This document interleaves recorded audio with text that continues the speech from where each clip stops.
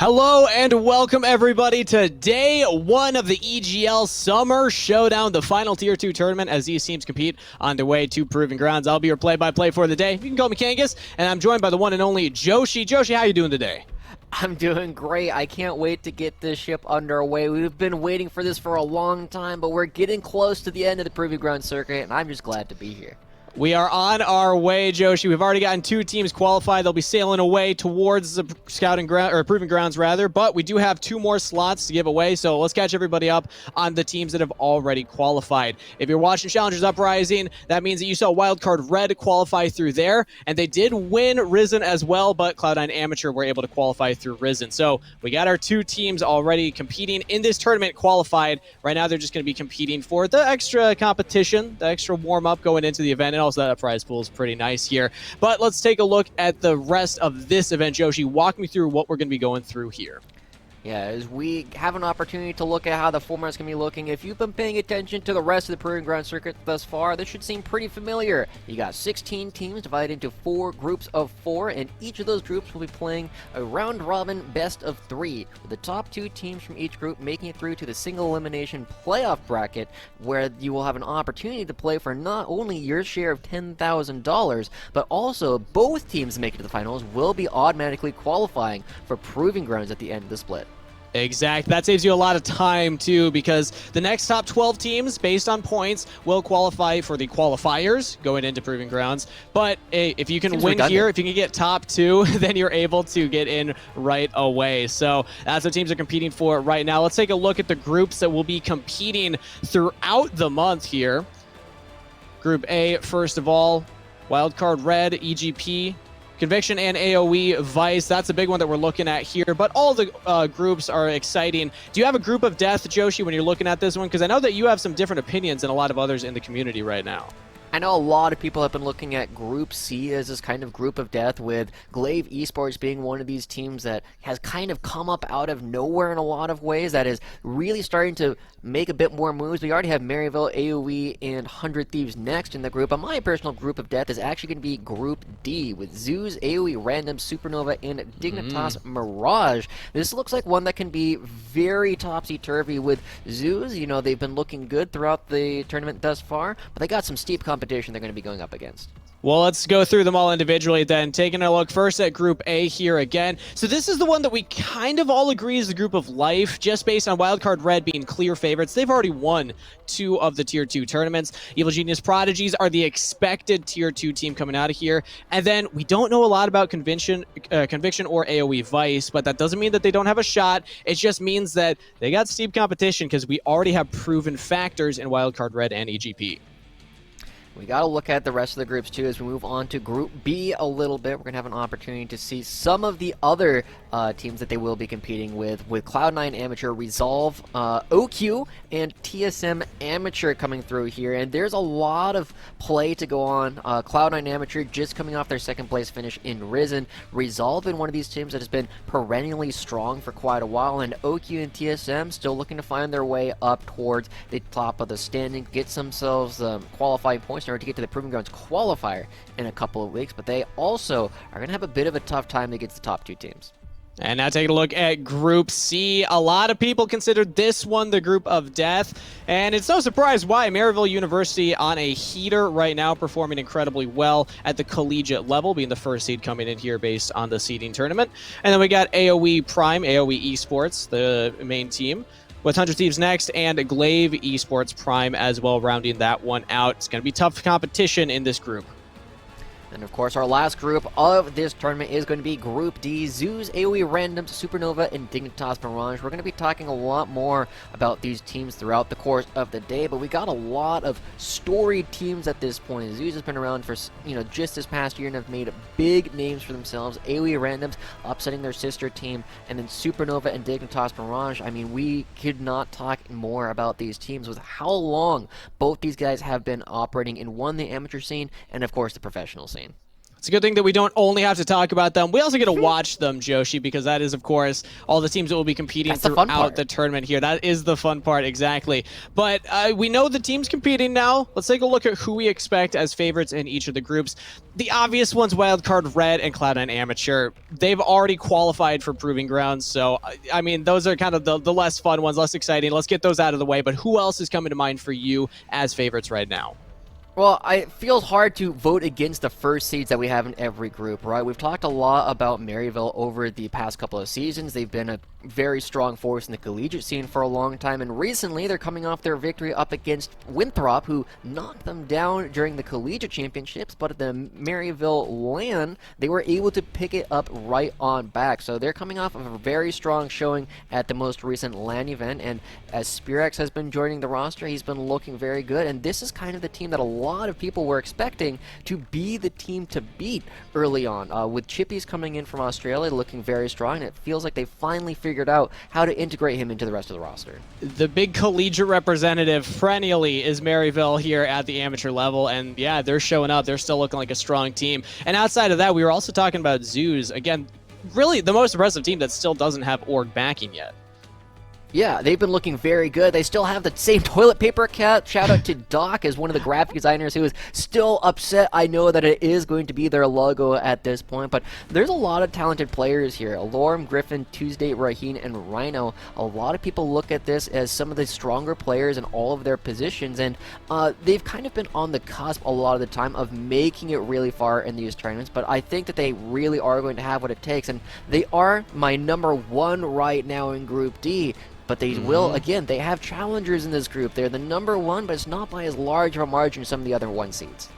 I mean, number one in your group of death, obviously you're going to be kind of hot on them. And just personally, I hope they never change the logo. I hope that, like, Charmin comes in and sponsors them. And anybody where they can actually keep that exact same logo, that'd be fantastic. But now that we have an idea of the top teams that we're expecting to make the run here through the groups and into playoffs, talk about the dark horses, Joshi, because this is pretty exciting. There's a lot of teams that are here right now that actually don't have any points, and they could still make a run for it, and also some teams that are fighting for every possible point that they can get. So who's your primary dark horse that you're looking at as a team, like, people got to be worried about them?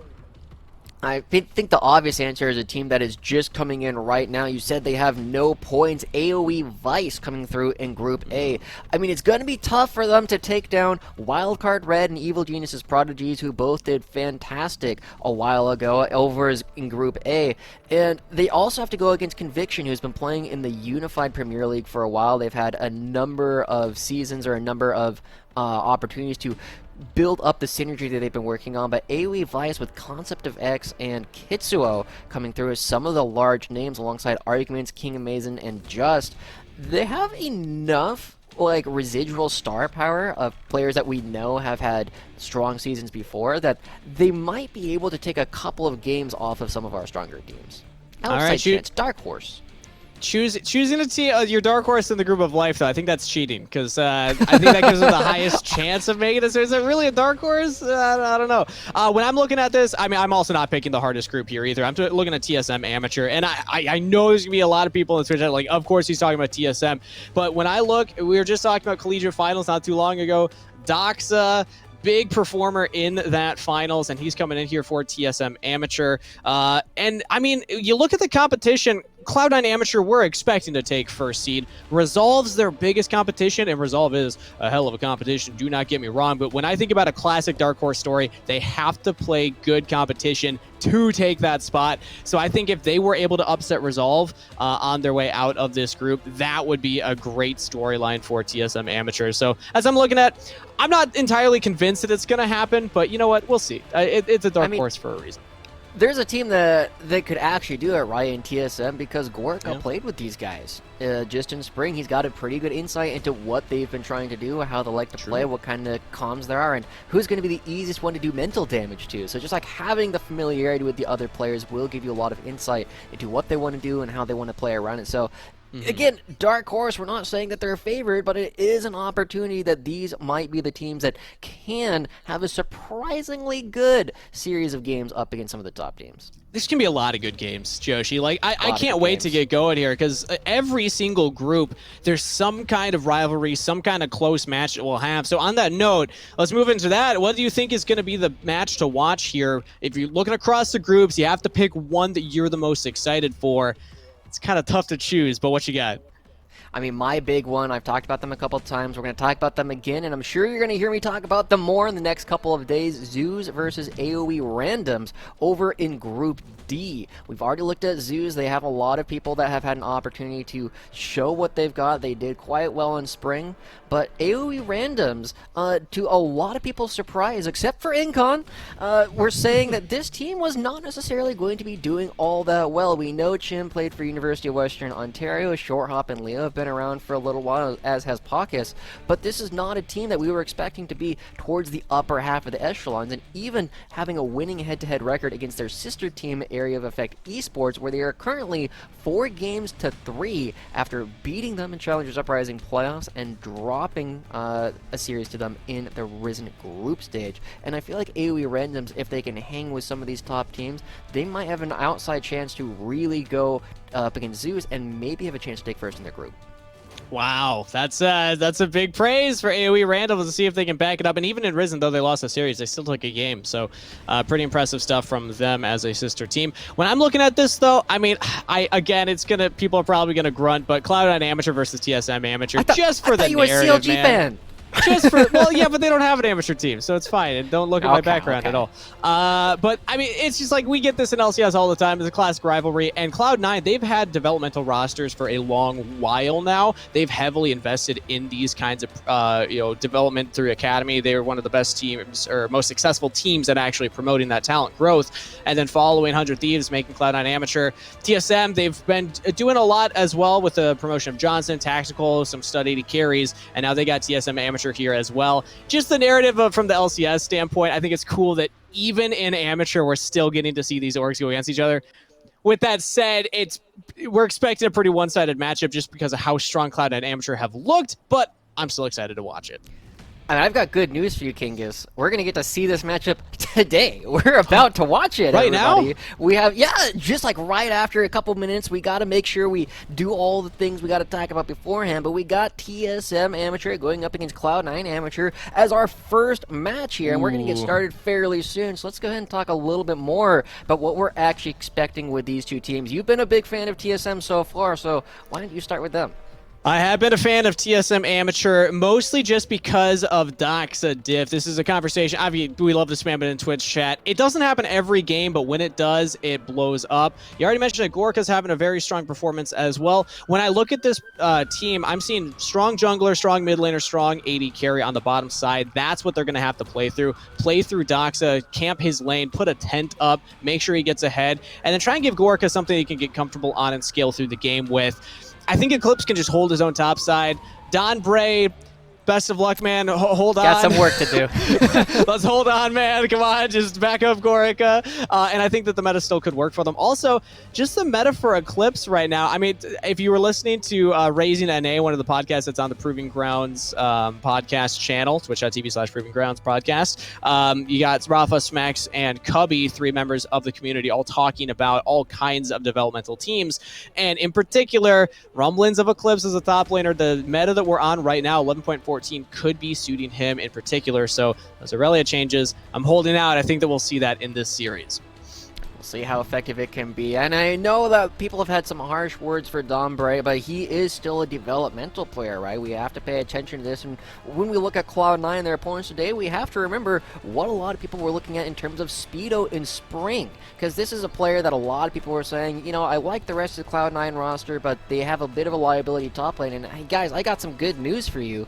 that's no longer the case. He's not this huge liability. He's going to be this player that has been able to play the role of top lane rather effectively. He's not losing a lot of lanes anymore, and so we talked about how the meta is shifting towards Eclipse. It's not going to be bad for Speedo either, but I gotta pay attention instead to Wide Wixie down in the bottom lane, where he's been the star of this team throughout the entire summer split. He's been looking really good, and I know some people are putting him so high as to be potentially the #1 prospect in terms of amateur players who haven't really had an opportunity to shine in Academy or higher. But Wixie and Breezy, very strong combination, and I think that they will have a lot of opportunity to strut their stuff. And we talked a little bit about the meta shifting in favor of Eclipse. We can't then ignore the fact that the meta is also moving in a way where XU has been looking very good. He's been able to play a lot of these 80 bruisers like the Lee Sin and the Xin Zhao, and it has been looking really fantastic. So if he can continue to go for some of these early game fights up against somebody like Frost Forest and win them, it's going to be fantastic for Cloud9 Amateur. I'm seeing one flaw in your argument here, Joshi, for Cloud9 Amateur. One flaw. Not two. And in particular, one player that you didn't even mention, Captain Shrimps in the mid lane, man.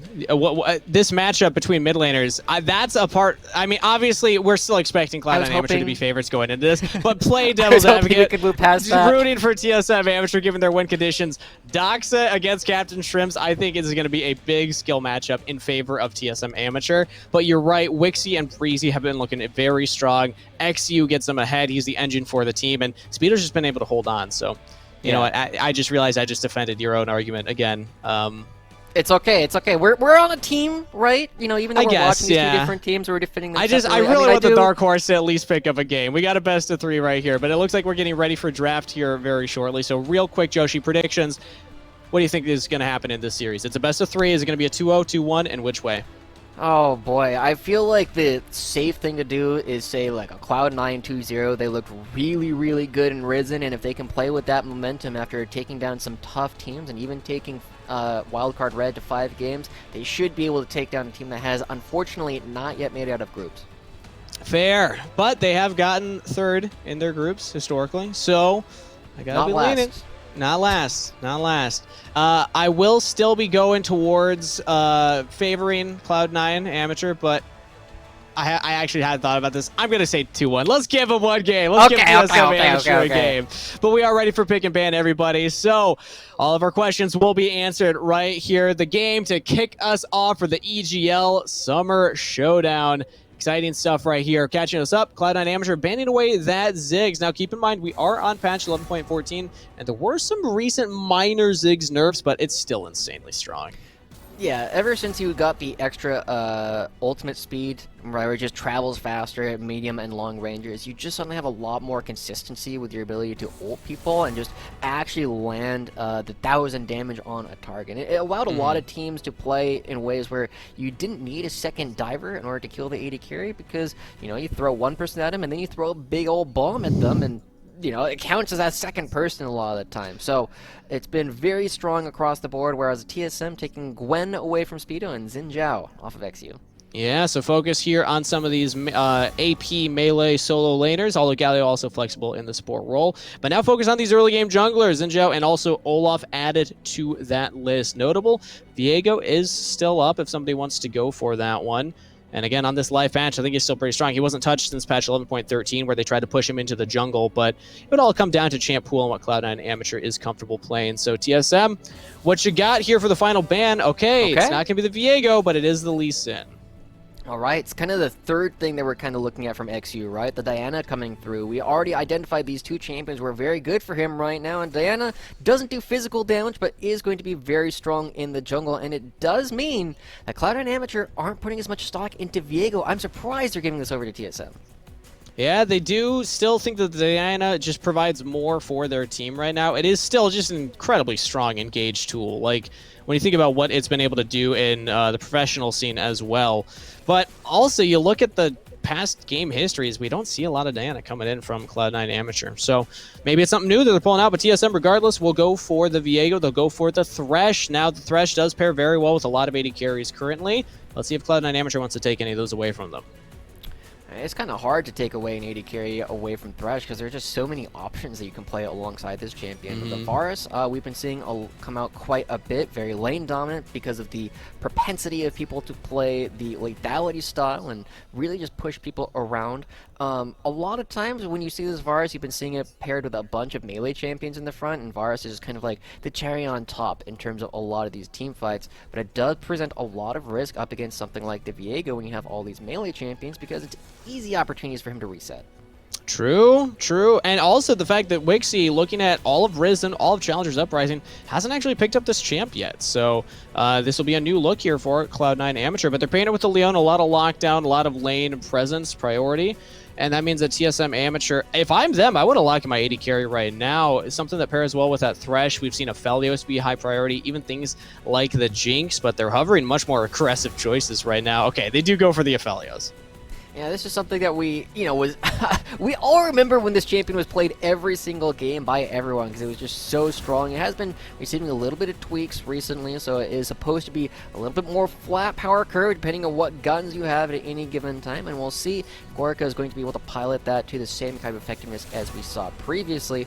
But as we take stock of what the two drafts are doing so far, obviously you have our favorite couple right now in League of Legends, Diana and Leona. Alongside Varus, you have a very strong front line going to be doing a lot of damage, whereas on TSM, you're very focused on trying to get this Viego going, right? He's going to be this major win condition in a lot of team fights, and I'll take any team fight that's teetering on the brink to if it's suddenly winning, suddenly you're snowballing and killing everybody else towards the end. So TSM, I like what they're doing so far. They just need to find a little bit more team fight power to push themselves over the edge. And I'm also seeing different windows of execution from these teams. Cloud9 Amateur, their composition, they like to make plays a little bit earlier on. They don't scale as hard, whereas TSM Amateur's composition right now, I mean, Aphelios is still strong in lane, don't get me wrong, with those recent buffs, but their comp can go later and make plays around the 3-item power spike. So, catch up with the bans. Cloud9 Amateur took away these very strong AP solo laners in the Akali, recently nerfed as well in this patch with the LeBlanc. TSM Amateur focused on the Lucian and the Pantheon, and there we go. More of that team fighting style. They lock in the Mundo. All right, I've been talking about this champion with a lot of different people recently, and the thing that's interesting about Dr. Mundo is one of my favorite champions prior to the rework. Now, still jury out a little bit, but I think the thing that this does really well is it forces Cloud9 to pick consistent DPS if they want to deal with Mundo, or to really heavily index into playing for the early game when Mundo hasn't yet taken off. And when Mundo can build things like a hole breaker and just eliminate one person in the other team and say, hey, you are no longer a damage threat to me, it's going to be really valuable when you look at something like the Cloud9 roster, which is only one magic damage threat so far. Athemus Chains. You got the Hole Breaker's the one that we haven't seen. Yeah, I mixed them up. I really want to see it, but the Athemus Chains. But here, the answer, if you want a consistent DPS, Aurelia coming in here, historically known to be a tank shredder, and then they also have the Rumble. Now, this will most likely be that solo lane Rumble, as you know, they already have the Diana locked in, and also it's just not as strong in the jungle currently. So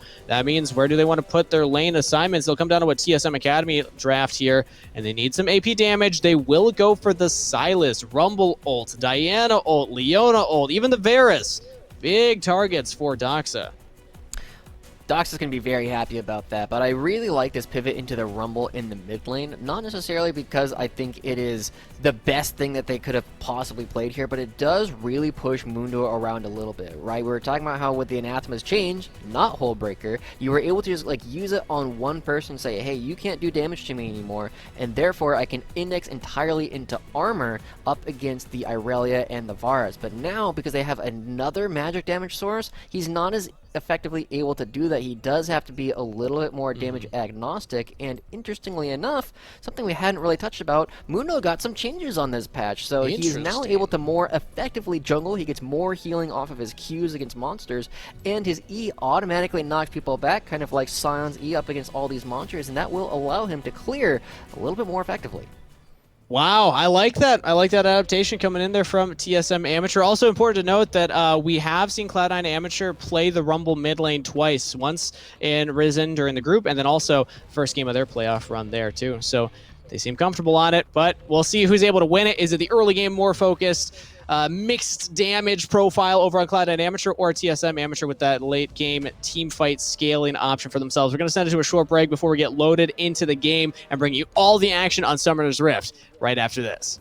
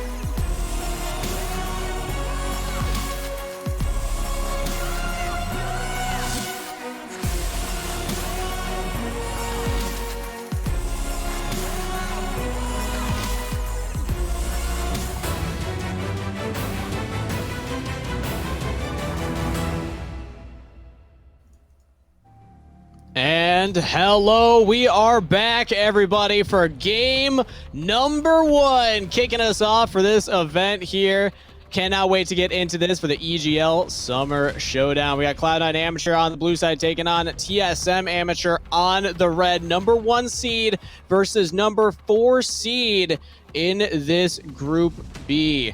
Exciting stuff here to start off. The LCS rivalry all the way down to the amateur stage. Joshi, we had a little break there, so if anybody's only just joining us right now, let's again give our thoughts on each composition, and most importantly, what the primary win conditions are. I'm going to let you start over on Cloud9 Amateur side because there's a lot of moving parts here, so I think it's important to cover it.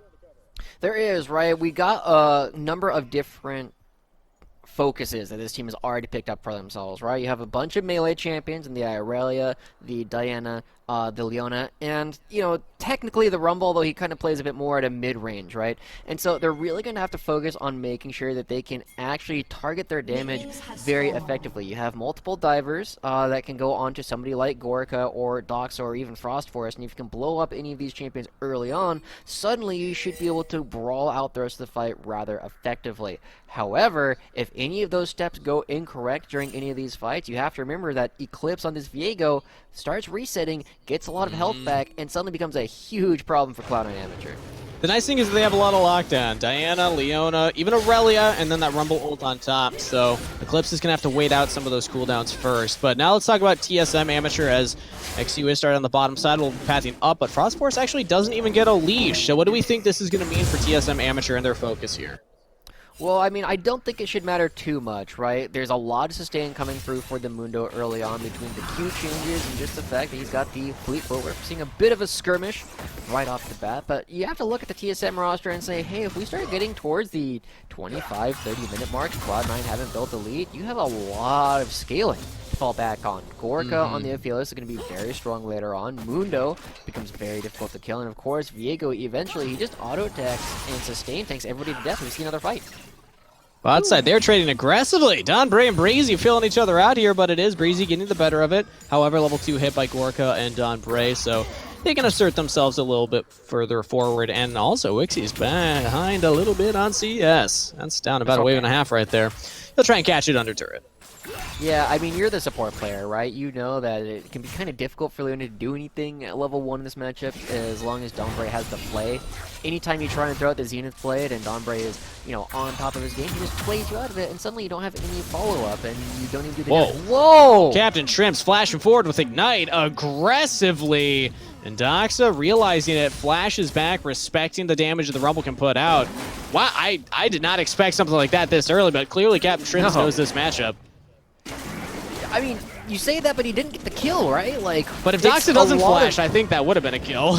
True. But it is a 2-for-1 Summoner Spell trade, and while Doxa does have to teleport back into lane, he's also able to do it with a Dark Seal all of a sudden. He's a little bit stronger now that they're back. He's already getting a little bit of the better of Captain Shrimps early on. He still has a CS lead, and now nobody has any Summoner Spells. So it'll kind of come down to who's going to be able to gank better. Mundo doesn't gank particularly effectively, but at this point in the game, like, Diana only really provides damage. You have very little lockdown between both the Diana and the Rumble, so... Exactly, and that's where the Silas can provide a little bit. Not a ton, but just a smidge. But either way, no ganks will happen. The junglers will both reset. Doxa and Captain Shrimps are still trading. Captain Shrimps is still winning this one. He's overheated with those enhanced auto attack. First blood solo to Captain Shrimps. Man, I feel bad for underestimating Captain Shrimps earlier. Everyone was like, oh, it's a Doxa diff. We're not expecting Captain Shrimps to do much other than hold his own, but he just gets a solo kill because Doxa doesn't respect Captain Shrimp's damage. This is so big. This is going to change a whole lot about this matchup now that Captain Shrimps is going to be coming at it from a position of power. I mean, yeah, what a big performance here from Captain Shrimps, and I'll say it too, I feel bad. I was looking at this like Doxa diff mid lane. This is the strength of TSM Amateur, but clearly not if Captain Shrimps is able to get the better of him in this matchup. You had highlighted before, lack of flash. That means that Doxa has to walk all the way back to lane, but despite that, it's still up a lot of CS. True. I mean, it is a thing where we've been talking about how Doxa has been pushing around a lot of people. He is able to get a lot of time because he's able to get back to lane first, and now he can roam around a little bit. I did a presentation recently about the advantages of just like walking into Fog of War here as we see Donbray finding Breezy. Yeah, how does this relate to tempo here, Joshi? As Breezy just disrespecting Don Bray's engage range, but he is still Leona, does sell flash. Exhaust comes through for the movement slow, but I think Breezy's out of this one. Oh no, he flashes way too late. Don Bray with the auto attack. Gorka with the final tick of damage. And that's a traded kill back to TSM, 1-1 on the board. I kind of feel like our players are waking up still, Kingus, as we see XU come by, steal a small wolf from Frost Forest. Looking for the 1v1 against Dr. Mundo, but you don't have backup. You don't have priority mid. Doxa's here first. They XU using Doxa as his escape tool. Burns the flash. The cleavers are landing. He's slowed. Captain Shrimp sits level 6 off the wave. Equalizer into Doxa. This guy still doesn't have flash, keep in mind. Cloud9 can push for more, but now Don Bray's here.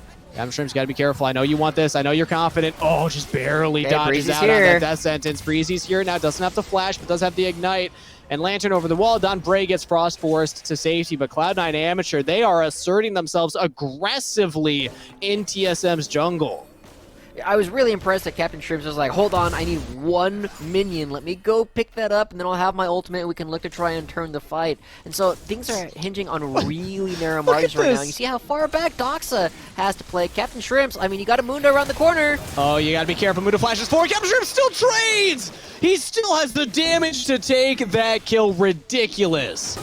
Doxa doesn't get anything from that. He doesn't even get an assist. He died before he actually landed anything. So that's crazy. Yeah. Doxa now 0-2 up against Captain Shrimps, and his CS lead is gone from what we were praising him for earlier. And we haven't even taken stock so much of this top lane at this point, right? Speedo has been pushing Eclipse around fairly heavily, and it's just really good for Cloud9 Amateur. We're going to take a look at this replay really quick. Where he misses the chains? Yeah, it just feels like Doxa is not respecting Captain Shrimps at all, right? He just goes in, misses that, and then because he was relying on that damage landing, he just dies. I think even if he lands a stun, he still just dies to the Flame Spitter on his way, but at least he gets an assist. He might be able to heal off of it, but yeah, I mean, that's just rough from Doxa. He's still level 5. Captain Shrimps has still frozen the wave underneath his own turret, now level 7. Doxa's got to back off. He can't even get to the wave.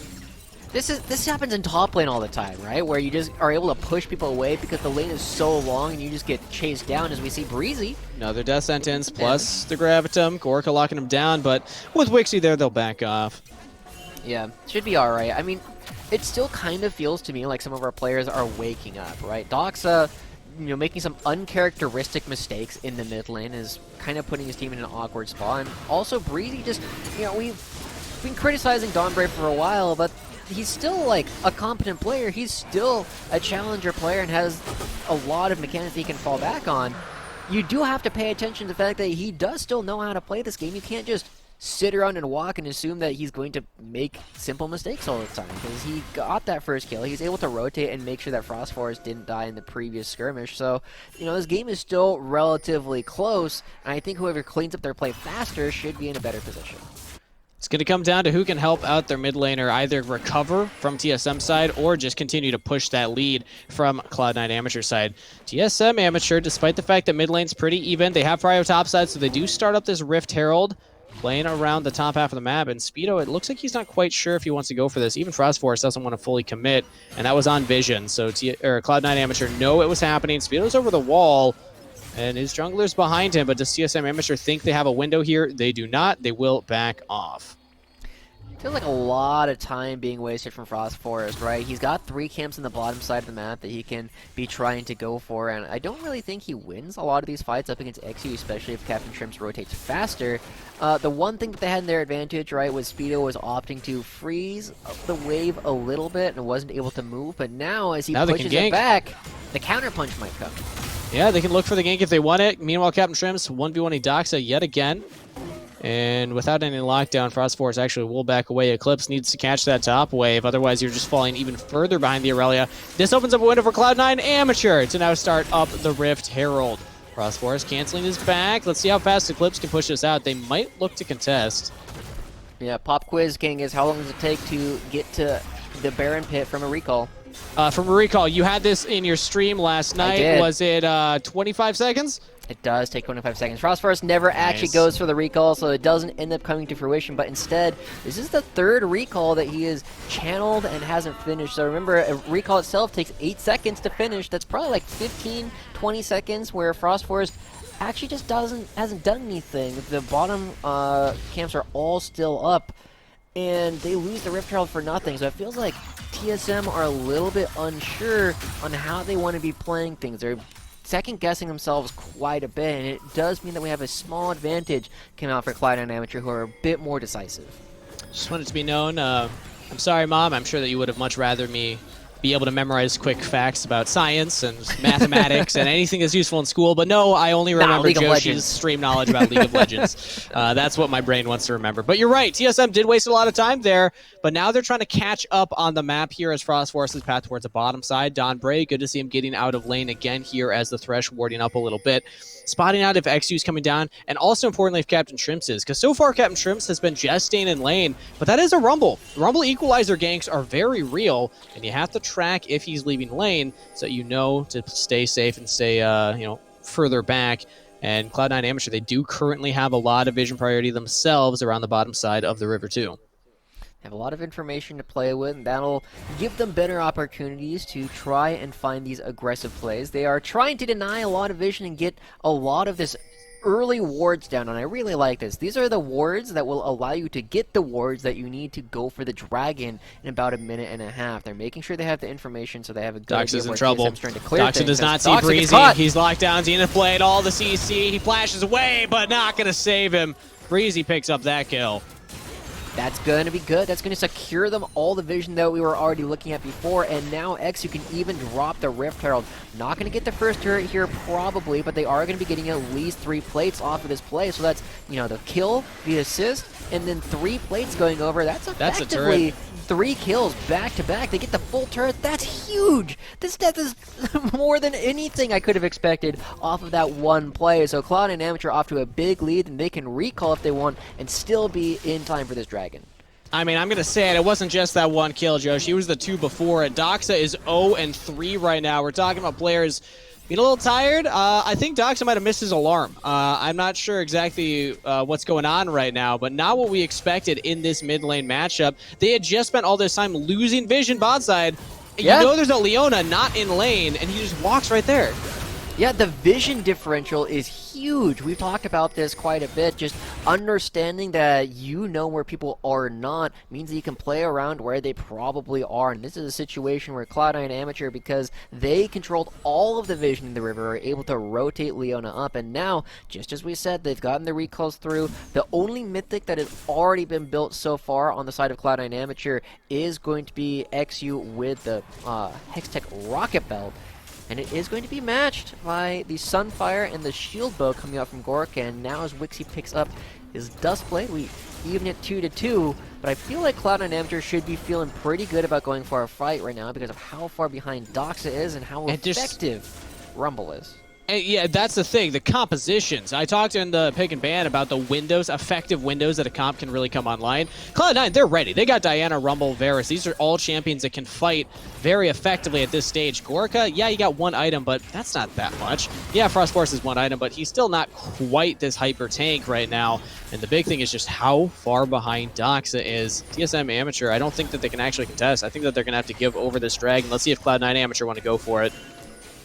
That Sedgwick does land, and we're going to see a little bit of jockeying, right? You got to pay a lot of attention to who actually gets stuck in this choke point, because it is very difficult to go up against a Rumble if you are not already in an open space. And it looks like TSM are going to be backing away, but the vision differential does mean that Cloud9 don't quite know that just quite yet. At this point, they should have figured out, seeing that nobody has come over, and they are going to be able to secure the 2nd dragon for themselves. But it does give them an idea, nobody contested, what else are they doing on the map? Speedo does need to be careful and wisely backs away before they can send too many members top. I like that a lot. Too often we see, even at the Academy and LCS level, teams not understand that concept that, hey, if my team's making a play on one side of the map, I don't also need to be making a play on my side of the map, because guess where the opposing team will probably be putting their pressure here. Speedo staying alive, staying all right. And this is, I mean, we talked about compositionally the fact that if TSM can make it to the late stage without Cloud9 having too big of a lead, they're feeling comfortable.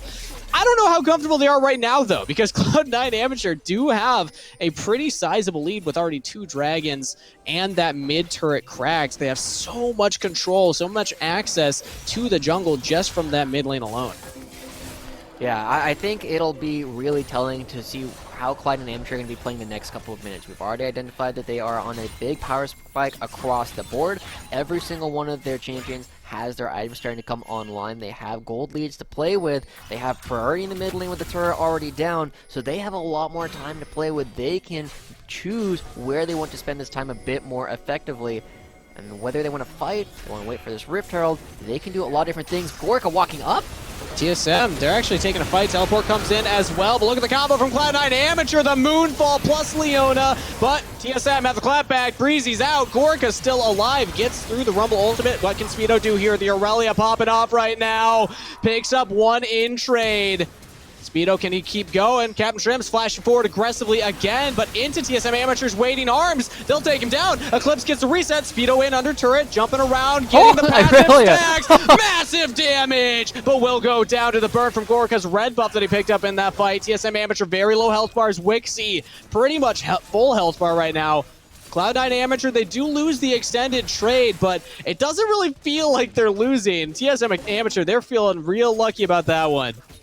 I can't wait to see the replay because it was such a back and forth fight where people were trickling in on both sides, and at the end of the day, kind of a bit of a wash. The one thing that we have to pay attention to is even though TSM killed more members, Cloud9 Amateur is the one who still has members active on the map, and it will give Texu time to hit this Rift Herald. Tempo. Alright, so we're going to pay attention to this, right? Because it is a thing where I was questioning Gorka's willingness to just like walk up here into so many members, and it's why this fight starts, just because they think, you know, you can actually be here. But Gorka is smart. He very quickly realizes, I don't actually want to be here, and back away. And then it transitions from a 4v3 in TSM's favor to a 4v3 in Cloud9's favor. And then it goes back into a 4v4 where neither team is quite sure how they want to go in. Everybody is trying to make individual plays, and Speedo ends up finding a kill, but he does trade it right on back to the red buff burn of Gorka, and it's just a bit of a mess all over the place. And it's kind of one of those things where I still feel like these teams are waking up. This is not the kind of clean plays I'm expecting from either of these rosters. Props to Gorka for not flashing the Rumble ult. The fact that he had flash there when Aurelia went in is what saved him. Now 2-0-2. Yes. That's the big win here for TSM Amateur, is the fact that their Aphelios got a lot of that gold injected into him and now can scale a little bit safer here. We already see building towards that, presumably the Collector. That's really the build that we have been seeing on the Aphelios lately. Cloud9 Amateur, though, they're making a play topside. There's nothing to get here. Eclipse backs all the way off. There's a turret. Oh, they do have the Rift Herald. Good point. Yeah, this should be at least one full turret going down. If they want to stick around, they might be able to go for a second. The one thing they have to be careful of is, you know, Speedo has wave clear because he is Aurelia, can dash between minions, but it's not the safest thing in the world up against any crowd control. You just pull him out of that, deny the reset, and suddenly you might be able to find a kill, but not going to be going for that, and it is just going to be a free turret due to the information that Cloud9 was actually able to build up in the top side, and knowing that TSM was not in position to counter-rotate. And it leaves us in a spot where they still have about the same size lead as they did for the previous dragon, as we come up on the third dragon, a Cloud Drake. Cloud Soul, that's what these teams are going to be fighting for, and Cloud9 Amateur already have the first 2 dragons, so they're first to this objective. They'll drop down their vision after their full resets. The big thing is XU having that stopwatch means that they can go for very aggressive engages, and they also have the Rift Herald. You can drop that as a distraction that TSM Amateur will have to answer while you then take the dragon. 15 seconds till it's up. Let's see what Cloud9 Amateur wants to do here. I really wish that they had a little bit more aggressive pushing in the mid lane earlier, because now look at the fact that TSM has position. You can give it. The ones who control all the choke points. You don't have to fight for this dragon, it's true, but it is a spot. Okay, Dots is out of position. It's a 5v4. Gonna go for it. Speedo with the flank here. He throws out the ultimate, hits Gorka, but he's all alone. But Gorka does not flash. 80 carry down for TSM Amateur, and the tank will follow. Cloud9 Amateur could get the dragon, and they also drop the Rift Herald mid, chunking that turret out. Big plays from Cloud9. Yeah, ultimately, TSM had a split decision again. They weren't committing to the Dragon, but they also weren't committing to defending the mid lane, and Cloud9 puts TSM in a spot where they have to pick, and they end up choosing neither and losing on both fronts. This turret took so much damage with the Rift Herald, and now with all of Cloud9 here, it's going to go down, and Doxa has to just try not to die. By the Chains of Corruption, follow up by Breezy, easy execution. Cloud9 Amateur did not come to take hostages, everybody. They came to accelerate this game state. 5K in the lead now at 20 minutes. That's what we like to see. Cloud9 starting to come alive in this game, ballooning to a 5,000 gold lead. They get everything that they wanted on the map, and now Frost Forest just goes back to his jungle. He had a lead in CS at one point, King is. Now he's down 30 CS, and he's just going to be struggling to stay relevant in this game. So we take another look at this. Pay attention to the fact that all the members of Cloud9 are already here, whereas Doxa currently chilling over in the mid lane. This is a 5v4 where Speedo finds a flank. Gorka, because he used Flash in the last fight, doesn't have it now, and wisely Eclipse and Donbird is like, I want no part of this. They leave as quickly as they can, but the fight was realistically lost about 10 seconds before any champion even interacted with the other. Donbray missed the death sentence onto Speedo. Really nice sidestep from the Aurelia player here. If that had landed, you probably just get blown up, but the fact that that peel is down, and also the fact that then Thresh is right next to Aphelios, yeah. But regardless, at the end of that fight, Cloud9 and Amateur find themselves with an even bigger lead now, and this is starting to feel like a back-breaking lead here, Joshi. TSM Amateur, they're going to need this game to go really late in order to come back. It is a spot where they still have win conditions, right? Normally, I don't like to pretend that teams have a way back in unless they really do. TSM just needs to hold on. Mundo will become unkillable. Aphelios will be doing basically infinite damage, but they just need to not get caught here. Frost Force might get caught. He's the tank. He might get caught. Has to pop the ultimate. And the Dark Passage will get him to safety, but that means Mundo ult down. Mundo, that's a pretty big cooldown, and Cloud9 Amateur, I don't know if they'll go for the Baron, but they could bait it out and try and force TSM to walk into them. Look at this vision priority. TSM have no wards down, so they gotta go check this. And Frost Forest doesn't have his ultimate, so he's nowhere near as tanky as a lot of people might typically think of as a Mundo. Now, Cloud9 a bit split again. They're pushing the mid lane wave while trying to go for this fight. They Breezy find wants Doxa? it. Okay, wow, Breezy, that was aggressive, man. I mean, you had XU behind you, but even he didn't necessarily feel like going in there. But TSM Amateur didn't know the better, so they back off. And Speedo, meanwhile, this entire time has been pushing bot side. The final outer turret falls. Oh, they're hitting, but they don't know they're on vision. The ward right around the corner isn't swept. TSM know this is happening. They see Wixie, but they're a little bit far away. Remember, it takes about 16 to 19 seconds to take a Baron from full to 0. 3K, they don't have enough time to do it. 2K, Cloud9 Amateur are going for it, and they get it. Death sentence from Donbray does not secure the steal, and Frost Force did not feel like flashing over that wall. So Baron, the big purple worm, pushes Cloud9 Amateur now to 6.5K gold lead. Let's see what they can get done with this one. All right, I'd like to think at this point that Cloud9 should be so favored that they should win this game every single time. They have another dragon they have to fight for. Yeah, look at the difference in the mid lane. 3,000 gold. That's an entire item that Captain Shrimps is up above Doxa, and I feel like it's one of the big problems that TSM had this game is Doxa was feeling himself a little bit too much, and now because he's 1-5, he's down an entire Void Staff up against Captain Shrimps. He's just not a relevant damage threat. He can get onto the back line, but even then, the only thing he can really do is steal an ultimate and hope to be more impactful with it than he would otherwise be.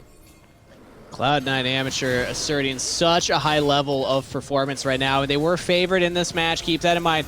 TSM Amateur, I said they're my dark horse, but they're a dark horse for a reason, and Cloud9 Amateur were the favorites for a reason. We're starting to see right now just why Cloud9 Amateur are so respected and also, quite frankly, feared. This is a team that has already qualified for Proving Grounds Prime. Let's see if TSM Amateur can find anything against him. They're making the play onto Speedo. He's all alone here as the Aurelia, but he's stacking up. He's got the Conqueror. He's still alive! Buys enough time for the rest of the team to come through. And XU with the Moonfall. They take down 2 members of TSM Amateur. Now, Donbray, he lands a pretty good death sentence. Traded one back. XU does fall. But what a the bottom play lane from Speedo. Man, what is going on in this game? Back and forth and back and forth. We see Speedo stay alive with the Conqueror and the Blade, the Rune King, the Divine Sunder, and then he's even able to use... He's cheating Tempo, Genghis! He's using a teleport to take the 40 seconds it would take him to walk here, to already be here, provide 2 sources of pressure at the same time, hitting the bottom lane inhibitor turret with Captain Shrimps, and bringing everybody else from Cloud9 into the mid lane. They already got the mid lane inhibitor, and they are so close to getting the bottom lane inhibitor turret, and now they can just back away to Dragon. Everything is going in favor of Cloud9. They've been playing this map beautifully.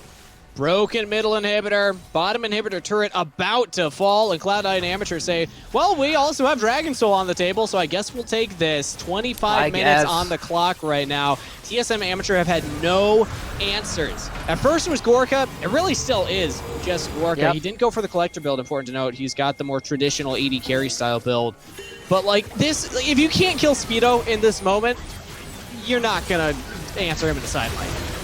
Yeah, it's kind of over when you can't kill Irelia at this point, 25 minutes into the game with your champions because they sustain so much. It's, you know, props to Donbray for finding this hook towards the end and getting them something, but they just lose all across the map. They aren't actually able to get anything anywhere except for that one kill, and I think it's probably a shutdown that went to Gorka, which is nice, but he's the one man. He's one man up against all of Cloud9 Amateur, who is now going to be barreling down the mid lane.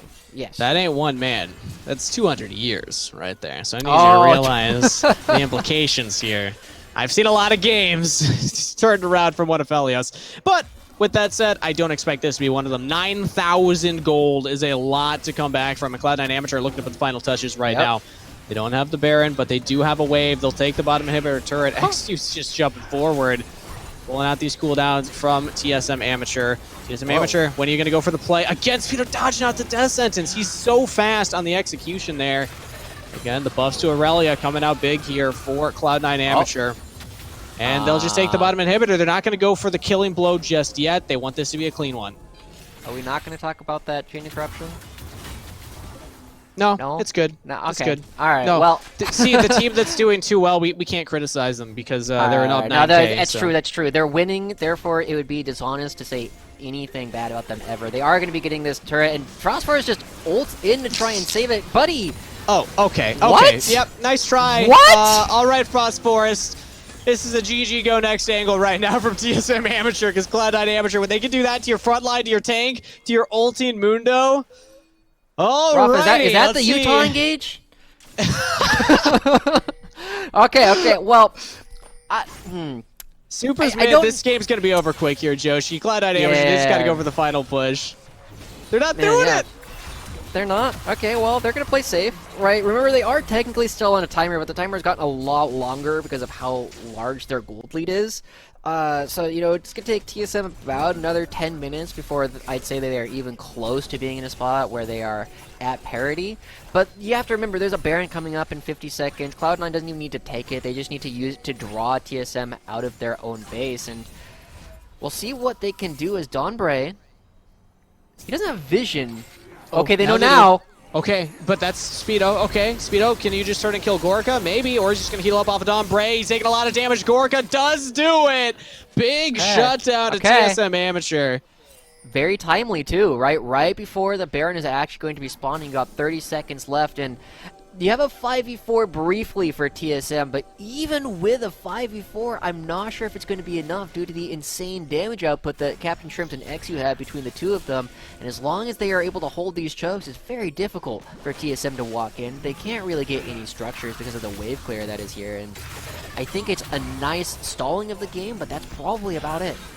And Speedo will have his teleport back up by the time he spawns, so he can just get right back into it. Breezy throws out the solar flare, misses the stun. Now TSM going for the re-engager, teleporting in Eclipse, but they don't quite have it. Xu with the 3-man moonfall. Rumble ultimate to follow up. Cloud9 Amateur, they don't care about Eclipse teleporting in. They're on Gorka. 80 carry down. TSM Amateur out of here. That's a bucket of cold water to the face. If they weren't awake before, they are now. Cloud9 Amateur with a dominant performance and a clean ace to close out the game. What a game number one from this squad. I I don't even know how to describe that. That was a 4v5 that they just went in for and dominated. They didn't lose a single member because they were able to find the back line so easily. Speedo doesn't even need to teleport to the fight. He teleports to the bottom lane and they're able to push it in there, right? Like, wow. You know, this game started off a little rough from both sides, but eventually Cloud9's like, all right, we got our coffee, we're ready to play, and from that point on, there was no turning back. This is the team that was able to take a wild card to 5 games, and this is the team that is currently up 1-0 in the series. Yeah, that was not particularly close. We talked about the strengths of TSM Amateur's composition, how if they can make it to the late game, lose gracefully, then their composition can come online, but from the get-go, Captain Shrimps versus Doxa. What was going on in that mid lane? Captain Shrimps just hard stomped that lane, and it wasn't just jungle difference. It wasn't like Xe was coming in here and hard camping. That was just straight up out execution on the Rumble into the Sylas matchup, which, mind you, Doxa opted into. Yeah, it's something that Doxa picked the matchup. He got the Sylas into the Rumble. It's going to be the kind of thing where you kind of have to ask what the plan was, right? Because it feels like you have to know these matchups really intimately when you're trying to win your game through this lane. And as we have an opportunity to look at some of these replays, we'll talk more about, you know, Doxa needing a little bit more coffee to wake up as we pay attention to all the results that happened because of this mismatch that we were expecting. Yeah, the first one we had was around the mid-game at the one fight at the river. Crucial one to take a look at, so whenever production's ready to pull that up, we'll go through it, because a lot of just individual small, tiny execution errors coming in from TSM Amateur here. Yeah, and this is kind of the last point where I'm like, this isn't the Cloud9 I'm really looking for, right? This isn't quite where they're ready to do things. Captain Shrimps is far away. It's a 4v3 kind of, but then Doxa gets here first. People are dying. People are flashing. Speedo's not really here. And because it's so messy and so back and forth, and we get to see Speedo and Captain Shrimps like starting to step up at this point, which is what we were praising them for previously, it looks okay, but at the end of the day, it's just a situation where both these teams are unclear, like who's diving where, what's going on, and it ends up being kind of a wash. I mean, the big thing was that Gorica got fed off of this play, but TSM Amateur were never really able to transition that Aphelios lead into anything else. Even by the end of the game, they didn't have like a big front-to-back team fight where they were able to get all 5 members against all 5. The Viego resets, the Aphelios kiting. I guess the closest that we had was the next Dragon fight, which we can also take a look at here, but that's where Speedo had this big flank on the Aurelia, was able to sidestep the death sentence and still get onto Gorica regardless because he had to flash in that earlier play. So it's the fact that Cloud9 Amateur were so willing to play around these key resets, and honestly just very impressive performance from Speedo overall as we take a look at that Dragon fight here. So one of the tragic things about having a Fed 80 carry king is even though you have a lot of freedom to reactively have agency, you don't have a lot of proactive agency, and when you get jumped on like this, it's very difficult to do much of anything as an AD carry. And when you're playing a 5v4 because Cloud9 drops the, Rift Herald in the mid lane, has this one threat they have to deal with, they're collapsing on the bottom side of the map, they have an opportunity to just push the mid lane. Because they have the decisiveness to go for this thing, the fact that you have this Fed AD carry, unfortunately, just doesn't mean much of anything because you're more decisive on the map. And it's one of those beautiful things where it's just like gold, it's a currency that you have, you buy stats with it, but those stats don't mean a whole lot if you aren't able to properly apply them. They had to do one of two things. Don Bray, for the most part, actually had a pretty decent performance. I was actually kind of impressed with a lot of what he was doing. But in that fight, you either got to hit that death sentence or you got to position really far back so you can actually lantern Aphelios to safety. He was right next to him. He missed the death sentence. And that's just rough. The team's not able to stop Speedo. And maybe you also just ward so you see Speedo coming around for that flank to begin with, but they weren't quite ready for that. But the final fight is when they actually got all 5 members grouped together. So let's take a look at that final fight, because at this point, the gold was so in favor of Cloud9 Amateur that it didn't matter that TSM finally got their front. Yeah, we're going to get to that in just a moment, King. You're jumping the gun a little bit. Next, we got to talk about the fact that at this point, I mean, it's kind of a similar story here, right? Like, Speedo is so far ahead. He's got so much sustain built into his kit, and unfortunately, they're just not able to get the reset for Viego. He's never able to get more HP off of it, and well, XU does die because Dombre, again, we're praising him for landing these hooks when he does. It is a situation where you are still fighting a 4v5 and losing. And just as you alluded to in the next replay that we're going to see, where I was flabbergasted watching Cloud9 go for this play, because I was just like, guys, you just got to wait like 10 seconds for your other player to be alive for Speedo to respawn, and then you have a super easy fight to go for. They're like, you know what, Josh? You need to just calm down. This is why we're on the stage and you're talking about it, is because we're just going to take the fight anyway. I mean, when you're 9k up, you might as well go for it. So let's take a look at it. I thought the Cloud9 Amateur were going to peel back and take down Viego as he teleported in. But no, they go forward. They go forward. Look at XU, right? This is the kind of thing where, at this point, this is the kind of play where you see in solo queue where he's just so far forward, he finds his way into the back line, and this is the thing that we were praising Diana for at the beginning. Absolutely massive playmaking ability. You have the stopwatch to reset a little bit afterwards, and from there, I mean, remember, Speedo just teleports to the bottom lane at the same time, so the game just instantly ends because XU finds this big ult, and this is part of why we were praising this champion for, or this player for finding the right champions, being in the right meta, and letting himself look really, really good. Very impressive stuff right there. I mean, just the level of performance in Cloud9 Amateur, absolutely stellar here. And it makes me wonder, I mean, what is TSM Amateur going to do next? Because I liked their draft. I liked the matchups. I was like, all right, Dox has got counterpick. This is everything TSM Amateur wanted. What's next in their playbook? Yeah, I mean, they got the Viego, they got the Silas, they got the Dr. Mundo. They obviously wanted all of these things. I guess the situation is just going to be really dependent on what side teams are going to be in the next game, because it felt like even with counterpick, TSM weren't quite ready. So if Cloud9 ever gets the counterpick, I think it might be lights out for TSM Amateur. Let's see what happens here. We're going to send it to a short break while the teams get ready for game number 2. You're not going to want to miss it, so we'll be right back after this.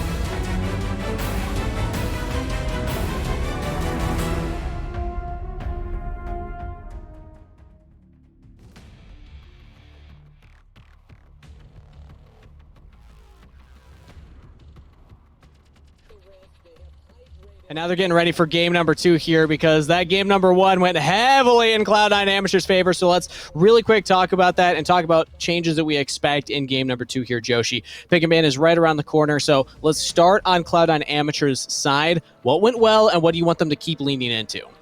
I mean, I feel like it really has to do with how they were moving around the map and making decisive choices over and over again. They always knew what they seemed to be playing for, and while they were a little bit slower than I think I would have personally liked to see, they made up for it really heavily by just being on the same page almost every single time for these fights. The only real criticism I can level towards them is that sometimes they were caught out a little bit. Breezy, I mean, we remember his solo death at the beginning, and then a couple people got caught by Donbray just like moving around the map in places that they probably could have recalled a little bit more safely. But other than that, like, they are looking quite good with what they were able to do so far in game 1.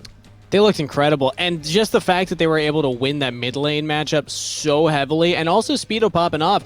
2 of the players going into this weekend after doing all the prep, after talking to a lot of guys like Cubby, Rafa, Smax, they were saying that if they had to identify a weakness on Cloud9 Amateur, might be one of the solo laners. Those are the ones that maybe don't have as much carry potential, but those were the 2 that hard carried in this game, so they look very strong. You can't understate XU.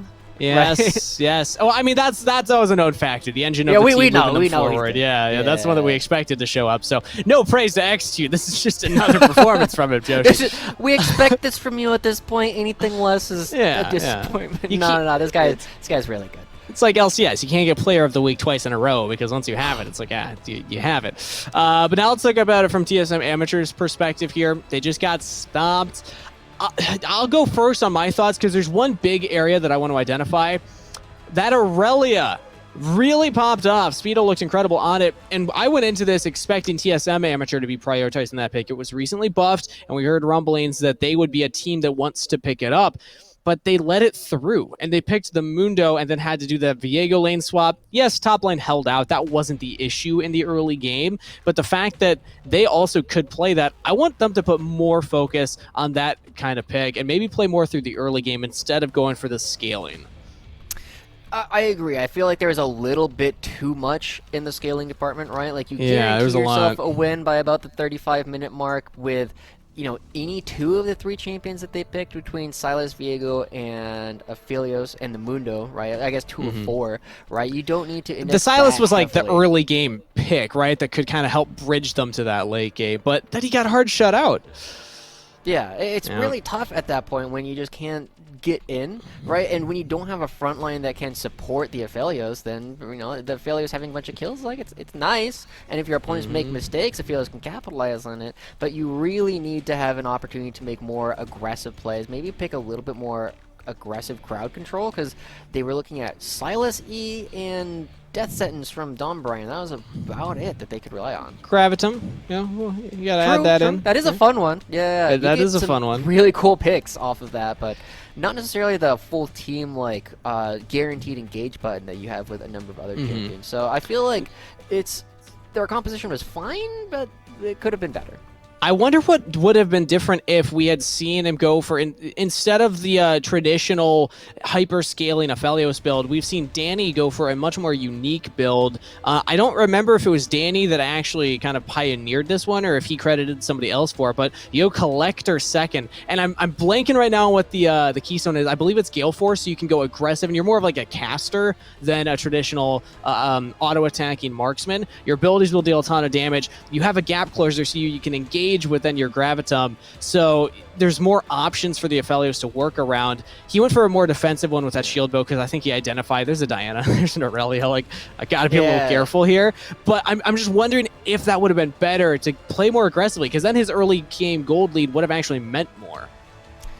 It's possible. I feel like by the time he got the gold lead, he was already committed to the shield bow line, right? I'm pretty sure he already had it. So it's hard to make that heavy of a pivot because you only get 70% of the gold back when you sell an item back to Boris. He's just like, no, this is a used item, Kangas. I'm not going to give you full price off of this. Maybe I can sell it for, 80% of what I sold it to you for. So it gets a little bit rough. I mean, in terms of like normal video game mechanics, though, you actually get a pretty good deal from the league shopkeepers. I mean, like 80%, 70% sell back.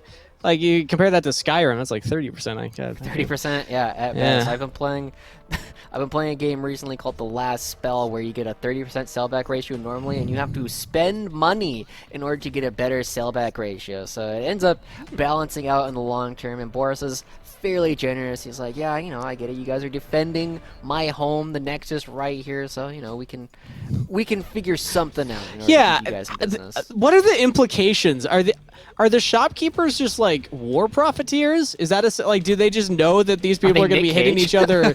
Like, yeah, is this like Nick Cage in War Games? Like, are they just fighting each other or like helping out other people fight the crystals? Or is that their home? Like, is it their city under siege when you're breaking through turrets? We got to get the lore of the shopkeepers sometime. Okay, well, there's one that has like the big like bantha-looking thing from Star Wars, right? The big like city buffalo that you can just leave, and the other one is an airship. So I feel like they're probably closer to Nicolas Cage. They're right? definitely war profiteers. Yeah, they're just rolling in here. They're like, all right, I see a battleground.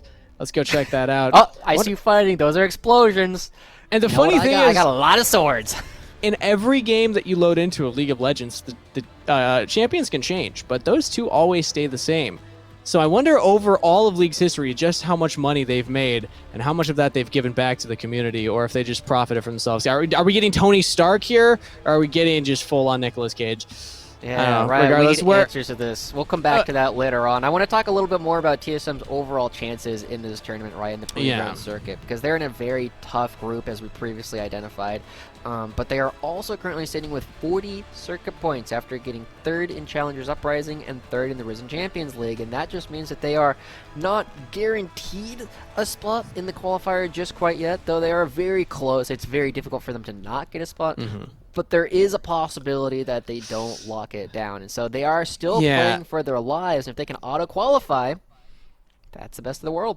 That would be incredible. And so that means even a 3rd place finish would feel good. They've gotten a couple of those already. A 3rd place finish in this group would get them 20 points. 4th place, they still get 10, so that put them up to 50 overall. They're tied with 100 Thieves Next, Supernova, and even Golden Guardians Academy, who were just playing in Challengers Uprising for the practice leading into Academy.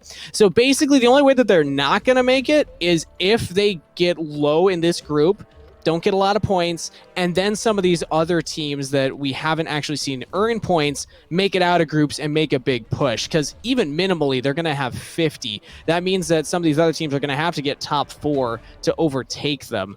And then even then, if you get 1 or 2, you auto-qualify. So it's really only 3rd and 4th place that will get more points. It's almost locked for TSM Amateur. It is so close, but it's not mathematically locked just quite yet. So but they would feel a lot better just making it into that playoffs. If they can make that run, it's guaranteed. It's their own will, their own actions that got them there, and not relying on other teams to not do as well. But let's see what they can do here. It's still a tough opponent, and this is still heavily favored. You even gave Cloud9 Amateur the 2-0 in your prediction, so let's see what happens here in this game number 2. TSM Amateur now find themselves on the blue side, Cloud9 on the red. TSM starting off with that Pantheon ban still. This is the 2nd time. Is this just a Cloud9 Amateur pocket pick that I'm not aware of? I'm not entirely sure. I'd have to do a little bit more research. I feel like this is something we've seen played by XU and Shrimps in the past, just because it is, very strong early game. You press W on somebody and they're stunned, right? There's not that many point-and-click stuns left in League of Legends, and Pantheon can definitely do that. But I don't see any in Challengers Uprising or Risen. Not even bans against them. So this has got to be something new that they've been pulling out. Maybe. I mean, they obviously have more insight into some scrims than we oftentimes would, just because it is, players talk, people are like, things are going around. The Ziggs is also a bit of surprise coming out from the Cloud9 Amateur side, because Doxa on Ziggs feels very odd. I could see Gorakup pulling it out at some point, but it's not necessarily something that he's going to be opting into a lot of the time. And with the Xinjiao band, this feels like a bit of a topsy-turvy draft already. The thing is that they already did play it in the open qualifiers to get into this event. So TSM Amateur did recently show that Gorka does play that Ziggs if they need to. So I still like it. It's just, in the words of Cubby, it warps the meta. Like what Ziggs can do to turrets to lane states. But the Thresh taken off the table. Diana, and then Volibear Xinjiao to round us out. So we got some fast lock-ins here. TSM Amateur go for the Gwen blind pick, and Cloud9 Amateur... Ooh, Camille with Graves. We were talking about Graves going into this. He did recently get that slight 2 AD buff, and I guess it's enough for XU. Yeah, I mean, he was playing it even before the buff, right? This is something where True. he will oftentimes play it, especially into a lot of less mobile junglers like the Udyr or the Volibear. But it also means that there's a lot of these powerful picks going on the other direction, right? Gwen, very powerful, getting played by Eclipse, and Speedo, like, he's one of the few people that are still playing Camille just because of how powerful this champion has been in the past, and he's able to showcase a lot of prowess. And, of course, when you have a Camille, Galio is oftentimes not far behind because you have that guaranteed ultimate from Camille into a guaranteed ultimate from the Galio. Wow, really strong lockdown combo right there. I love it when people pair that Camille with something else. And honestly, I think that Camille still does a decent job into that Gwen in particular, but we'll have to wait and see where TSM Amateur rather, put the Gwen. Still probably a top laner, but technically flexible, as well as that Lee Sin.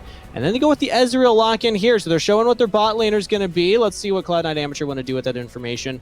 It's ban out supports currently. The Bard ban, interesting right there, along with Braum and even the Nautilus Leona. This support, yeah, this is pinched right now.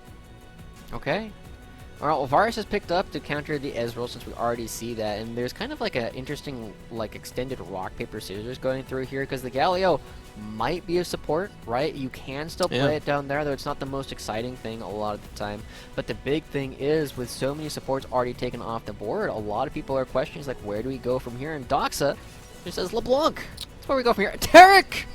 We got him! The buffs came through for him on this patch, too. He's got much lower mana cost on his Q and his Dazzle, the E. So I'm really hyped for Tarek right now. But it is going to be the Galio mid. Now, this was weird that Dogs locked in that LeBlanc, because I typically think of Galio as the counter to that. You can still push out your waves fine. You're kind of a naturally magic resist tank, and then you can also roam with your ult, even if she gets out of lane first. And it was flexible to support, so they still could have counterpicked it with something else mid instead, but it is going to be the Galio mid, and Cloud9 Amateur lock in Rakan for an engaged tool. They got a lot of engaged now. The Camille Galio combo, the Rakan going in, even Varus can throw out that ultimate, and technically double marksman too with the Graves. A lot working for them here.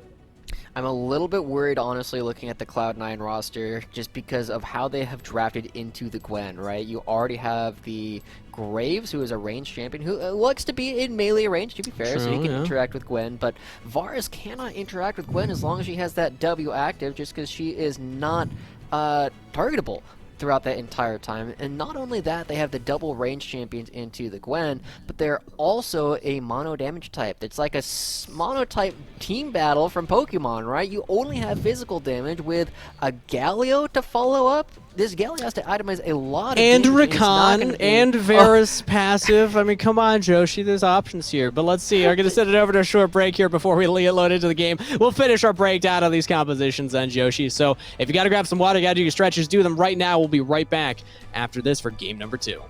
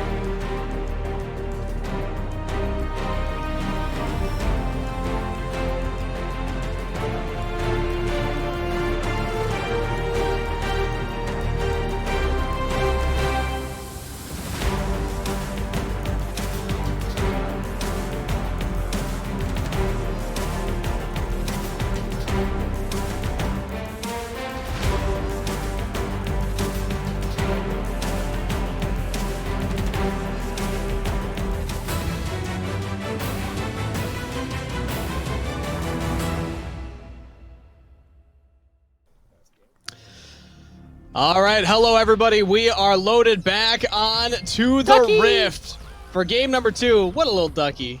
Nice little frog here as Cloud9 Amateur taking on TSM Amateur in our first match of the EGL Summer Showcase. Big match ahead of us here as TSM Amateur, as we said during the pre-show, really fighting for their spot at the Proving Grounds qualifiers here. They aren't necessarily locked in with their points currently.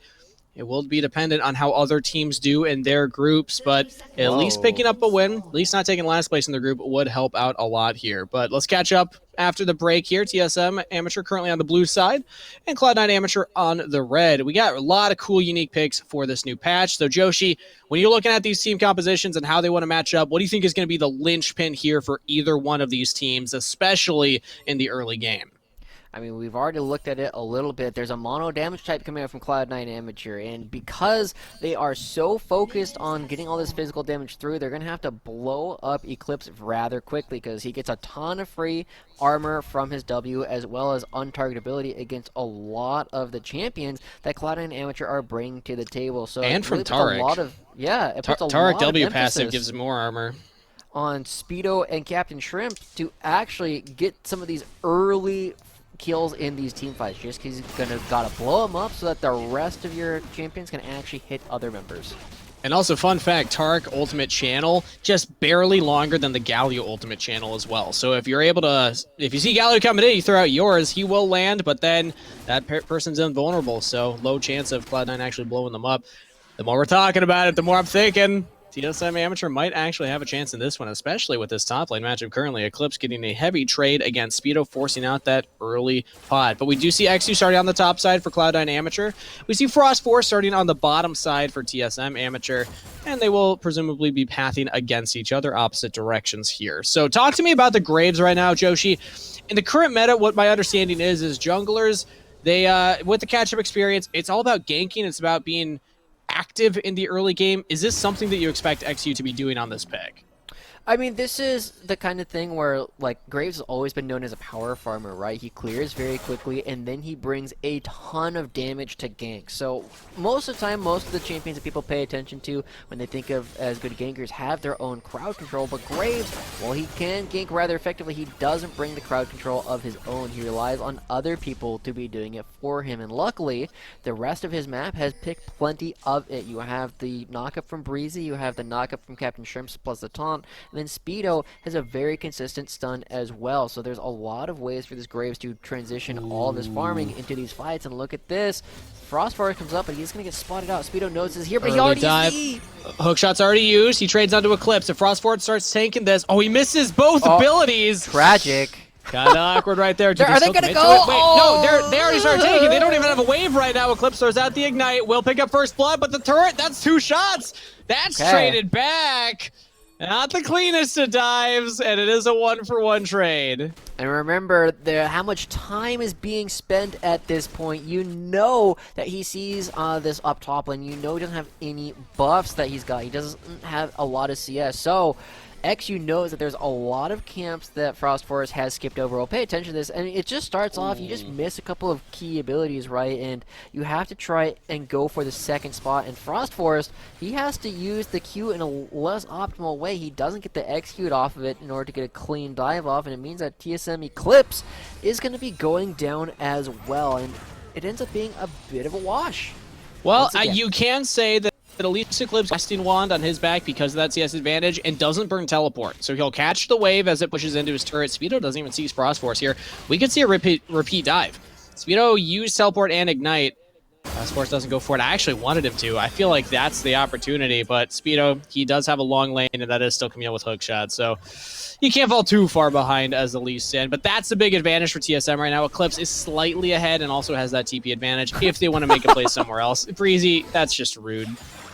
That was funny. He used 2 abilities in order to make that happen, but it ends up being worth it, right? Speedo, I mean, you already talked a little bit about how this is a pretty okay champion to be playing into the Gwen, right? Because you have a lot of true damage on your Q, you ignore all the bonus armor and MR, because you are a melee champion, it doesn't matter nearly as much that you're untargetable if you are standing outside the circles, because you're almost always going to be standing in the circle anyway. So Speedo is going to be okay in this matchup, but now we might see some of the effects of the early dive and the teleport coming through, because Eclipse gets a second back and also gets a Ruby Crystal and can heal.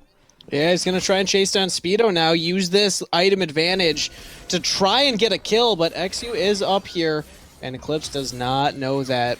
Do they go for a dive of their own, though? It would be very difficult without Camille Ultimate. Coming up. If they have Hextech Ultimatum, I could see it happen, because you can try and de-aggro that off of Camille. Yeah, but look at everybody.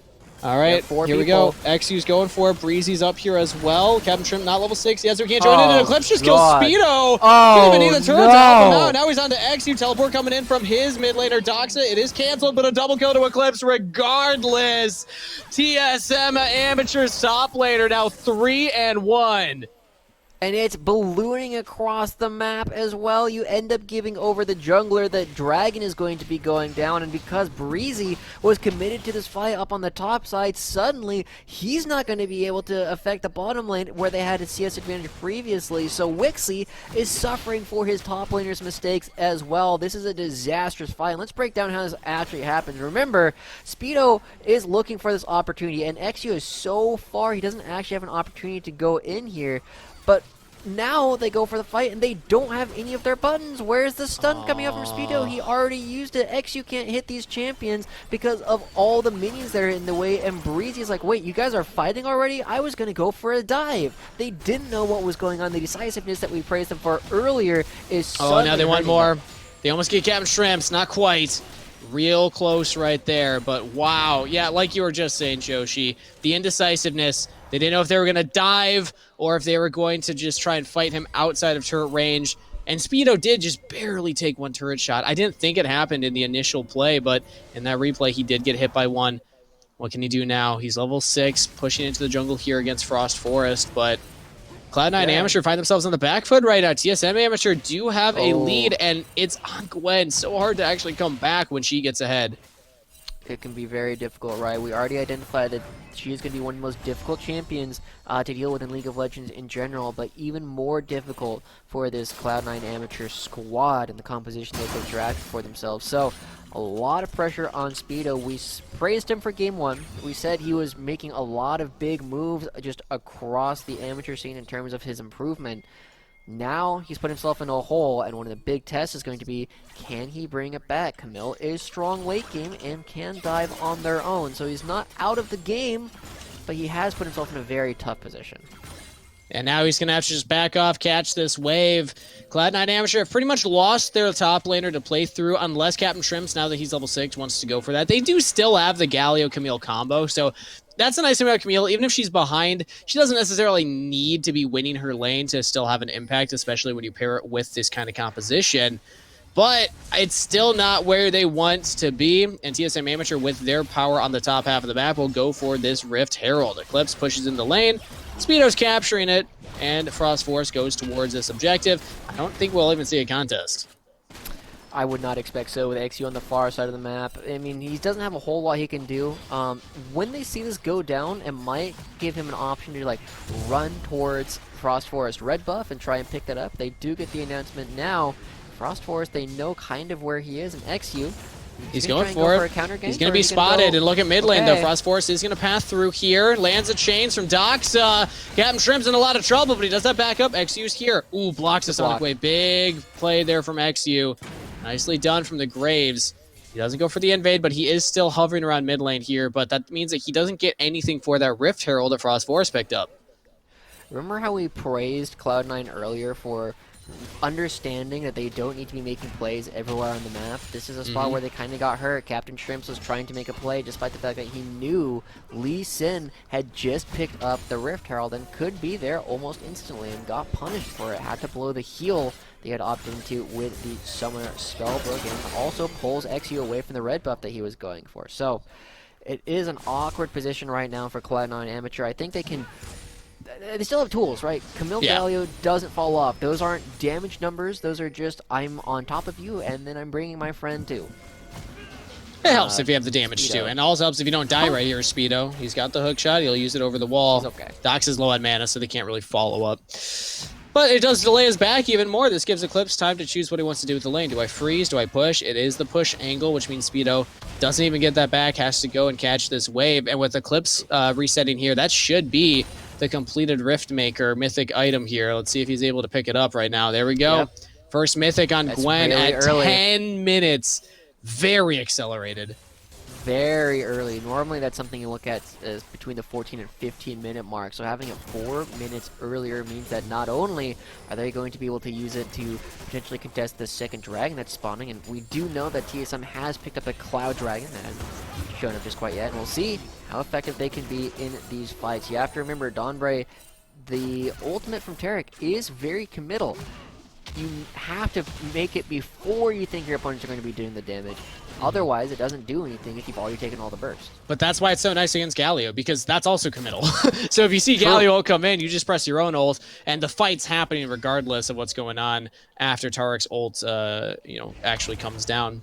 But the big thing is that a Cloud9 amateur haven't been able to really even out the gold lead anywhere else on the map. They've been playing defensively around Speedo. We just saw XU up there to back him up as he caught that top wave, but he hasn't played through bot side. Wixie has the ultimate. Breezy has his engage too. We were talking about the fact that Graves likes to gank lanes that have set up for him. He hasn't looked at any other lanes, or even for that matter, any ganks really after that top dive failed.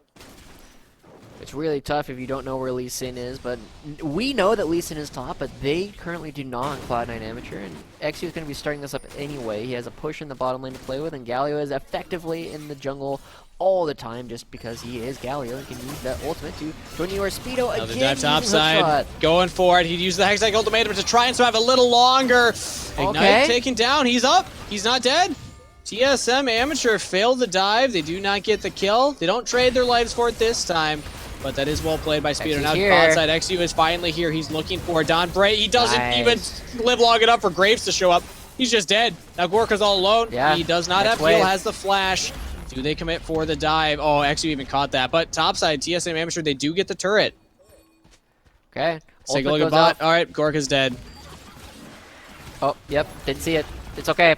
We're going to get a second crash, and plates are going to get picked up for Cloud9, so good for them and picking up something on the far side of the map. But this is the second time where Speedo ends up using the hookshot at a really inopportune moment and ends up losing so much pressure because he doesn't have an escape when Lee Sin jumps out of the bush. And I mean, it's 2,000 gold. It's not the end of the world. You still have fallback patterns, but it is a really tough position. And the fact that they picked up this Ocean Dragon and equalized against the Cloud that TSM had picked up means that it's could be worse because TSM could have 2 dragons towards this Mountain Soul already. But it is a very tough position as we see Speedo once again just using the hookshot, putting himself in an odd spot, and luckily he's able to walk away.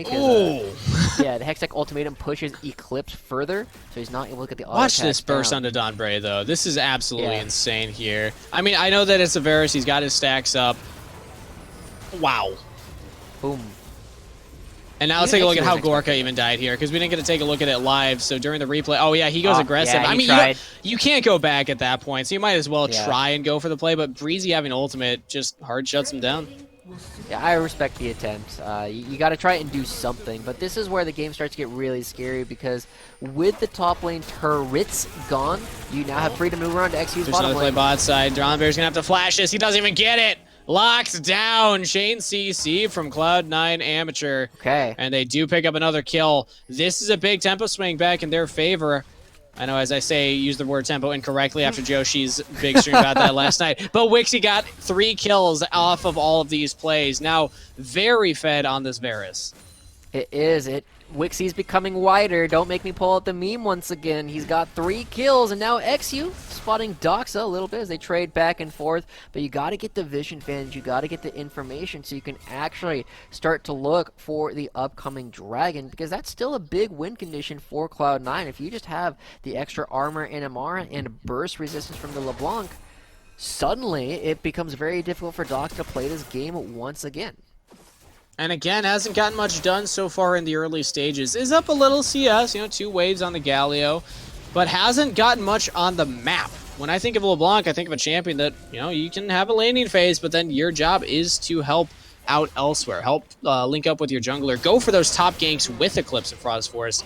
We haven't seen it yet, but now that we're pretty much out of laning phase, they are going for their second Rift Herald. The first one netted them the top turret. And Cloud9 Amateur, they're going to give this up.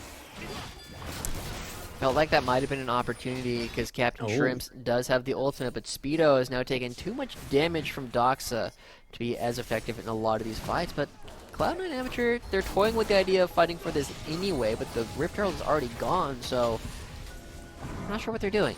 TSM Amateur picking that one up. Cloud9 Amateur hesitation yet again. We saw this in the top dive too.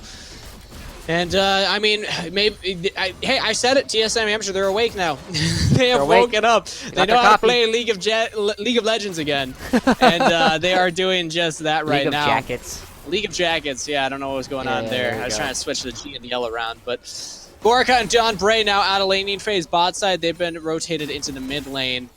And that was actually 2 turrets that were taken top in that extended play from TSM Amateur earlier. And now with this second Rift Herald, they can look for even more. Cloud9 Amateur, they're going to have to find a way to get back into this game. And ding, ding, ding, big eyes on Wixie right now. Can this Varus be that tool that they need? It is going to be tough, right? Because it is the lethality Varus. You do a lot of burst damage. You do a lot of poke damage as well, but not necessarily going to have the same kind of team fight presence as some other versions of AD carries can do. And now you got to jockey for a little bit of position, and Breezy trying to get this ward cleared on the opposite side. And interestingly enough, XU, I think they're going to be giving up this dragon. They don't have anybody really around that can contest for it. XU is topside to look for a gank with Speedo, but I mean, there's really not a lot of reason for TSM Amateur to be up there other than to just save that turret. So I guess they'll trade the top turret, top jungle for this. TSM Amateur, though, they will get a dragon for themselves. This is the Mountain Dragon here. And a big pickup right now, as that is the Dragon Soul that they'll be stacking up towards. Bot side, they're also pushing in, so they're getting multiple objectives for this. Yeah, I still want to remind people that that is their second dragon, right? They did pick up a Cloud Dragon earlier that you can't see on the screen. You can see where the banner is supposed to go, but it's just not there. It's hovering. It's Cloud Dragon. There it is. It's all about air. It's all about, invisibility, right? That's kind of the theme. But all right, it has shown up now. Thank you, producers. So TSM Amateur with their second dragon picked up. They also take that bottom turret and drop the Rift Herald. This is another 2-turret takeoff of Rift Herald. TSM Amateur really putting in work for these objectives that they're getting and kind of flipping the script here. Yeah. I mean, luckily, it is Camille. There aren't many champions that do as much structural damage as Camille does with so little time, right? You just press Q, you get the Sheen proc, then you wait for the second Q, and then you get another Sheen proc that does a ton of damage. Joshi, I don't want to correct you on cast, but I believe you Q auto Q. I mean, auto Q. I see. I even messed it up. I even messed it up. You know, you auto queue and then you wait for the Sheen, but unfortunately, it turns out you don't auto between. I'm kidding. You do continue autoing. You throw a Tiamat in there to help clear the wave during the animation. Oh, it doesn't have it doesn't have a active anymore. King is. Now we're both looking silly. Well, let's just move on to another talking point then. Here we go. Amateur, they go for resets here. Wixie's still strong and hasn't picked up that second item quite yet. I'm looking at Gorka's item. Went for the Trinity Force. Interesting to note there, and building towards still that Muramana stacking up. That will still be a big power spike for the Ezreal. But the big one is top lane. Still Eclipse so strong. But TSM Amateur, they're not looking to play through top lane. They're looking to punish XU here as he was roaming around in the river. Don't find him. But they're fishing for kills at this point. I like this style from TSM Amateur now. They don't really have a lot of turrets to push for other than mid-turret, so you might as well just try and get a pick instead. Yeah, you also have a lot of pressure in the side lanes due to the fact that this LeBlanc has been farming rather well, and this Gwen is very large. Breezy went in? Yeah, he can jump back to Wixie. But the big thing is Wixie. Wixie gets stunned there, does not get punished. Outside Doxa and Speedo in a little 1v1 right now. Speedo will get that turret with the wave if Doxa doesn't turn onto it. But look at this damage that LeBlanc can do. Hextech ultimatum from Speedo. Doxa gets pulled back. Can Speedo do this? He's actually doing a lot of damage right now. Doxa juking him left and right. Though Speedo doesn't know what's the real one. Heals up huge off of that mythic item though. Putting in work now, playing the mid lane too. Here we go, Tark ultimate's down. Okay. Gorka falls first. Dombre does not get it down in time. Now XU's looking for, Dombre fails! No. He fails the flash dazzle! Oh, it's a tough mechanic to pull off, to time it correctly, but he also overshoots it. And that's a clean pickup for Cloud9 Amateur. Alright, overall though, the only thing that happens in all of this is the fact that Gorka's the only one that died. Okay, Speedo, Doxa are still playing this dangerous game on the far side, but neither of them died and the turret is still alive. So, I mean, Speedo ends up picking the wrong LeBlanc and it does mean that they both walk away. So, a lot of fancy things happening on screen, but not a lot of results coming out for it, and it does mean that the game will continue to extend. Game is still going. It still can go either way. Looking at this replay here, Speedo with the Divine Sunderer just barely stays alive. But look at Doxa. Watch this juke right here. Speedo gets on him. He thinks he's got it, but then this happens. Yeah, and he goes for the one that's closer. He doesn't recognize that while Invisible Dogs had gone back to the circle. But as you pointed out, the Divine Sunder, the little bit of healing, so big. But also, something you pointed out earlier, King, is the Galio ultimate is a little bit faster than the Tarek ultimate. And Dombre not quite able to get the flash off of that stun. Doesn't predict the aggression quickly enough. And it does mean that Gorka going to be getting another death. 0-4 currently for TSM's bottom lane, as it's the solo queue players would all know. It's like, man, what is my bot lane doing?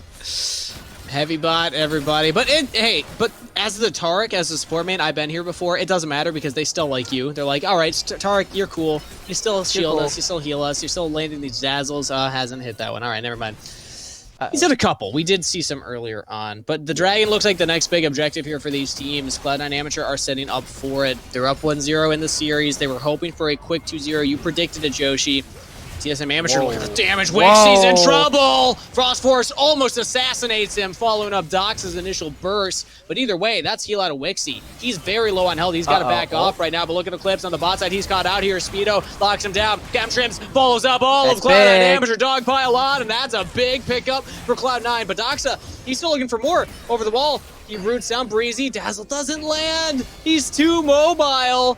And we did see that Speedo, the grapple off into nothing. But either way, TSM Academy, Amateur, they go for this Dragon. Man, I love it when LCS teams are investing into amateur programs, but it does get confusing. We're not done. Teleport in, Dragon over to TSM Amateur. That's their third of the game. And Cloud9, they're too late. They're not going to stop this. They're not going to find anything after.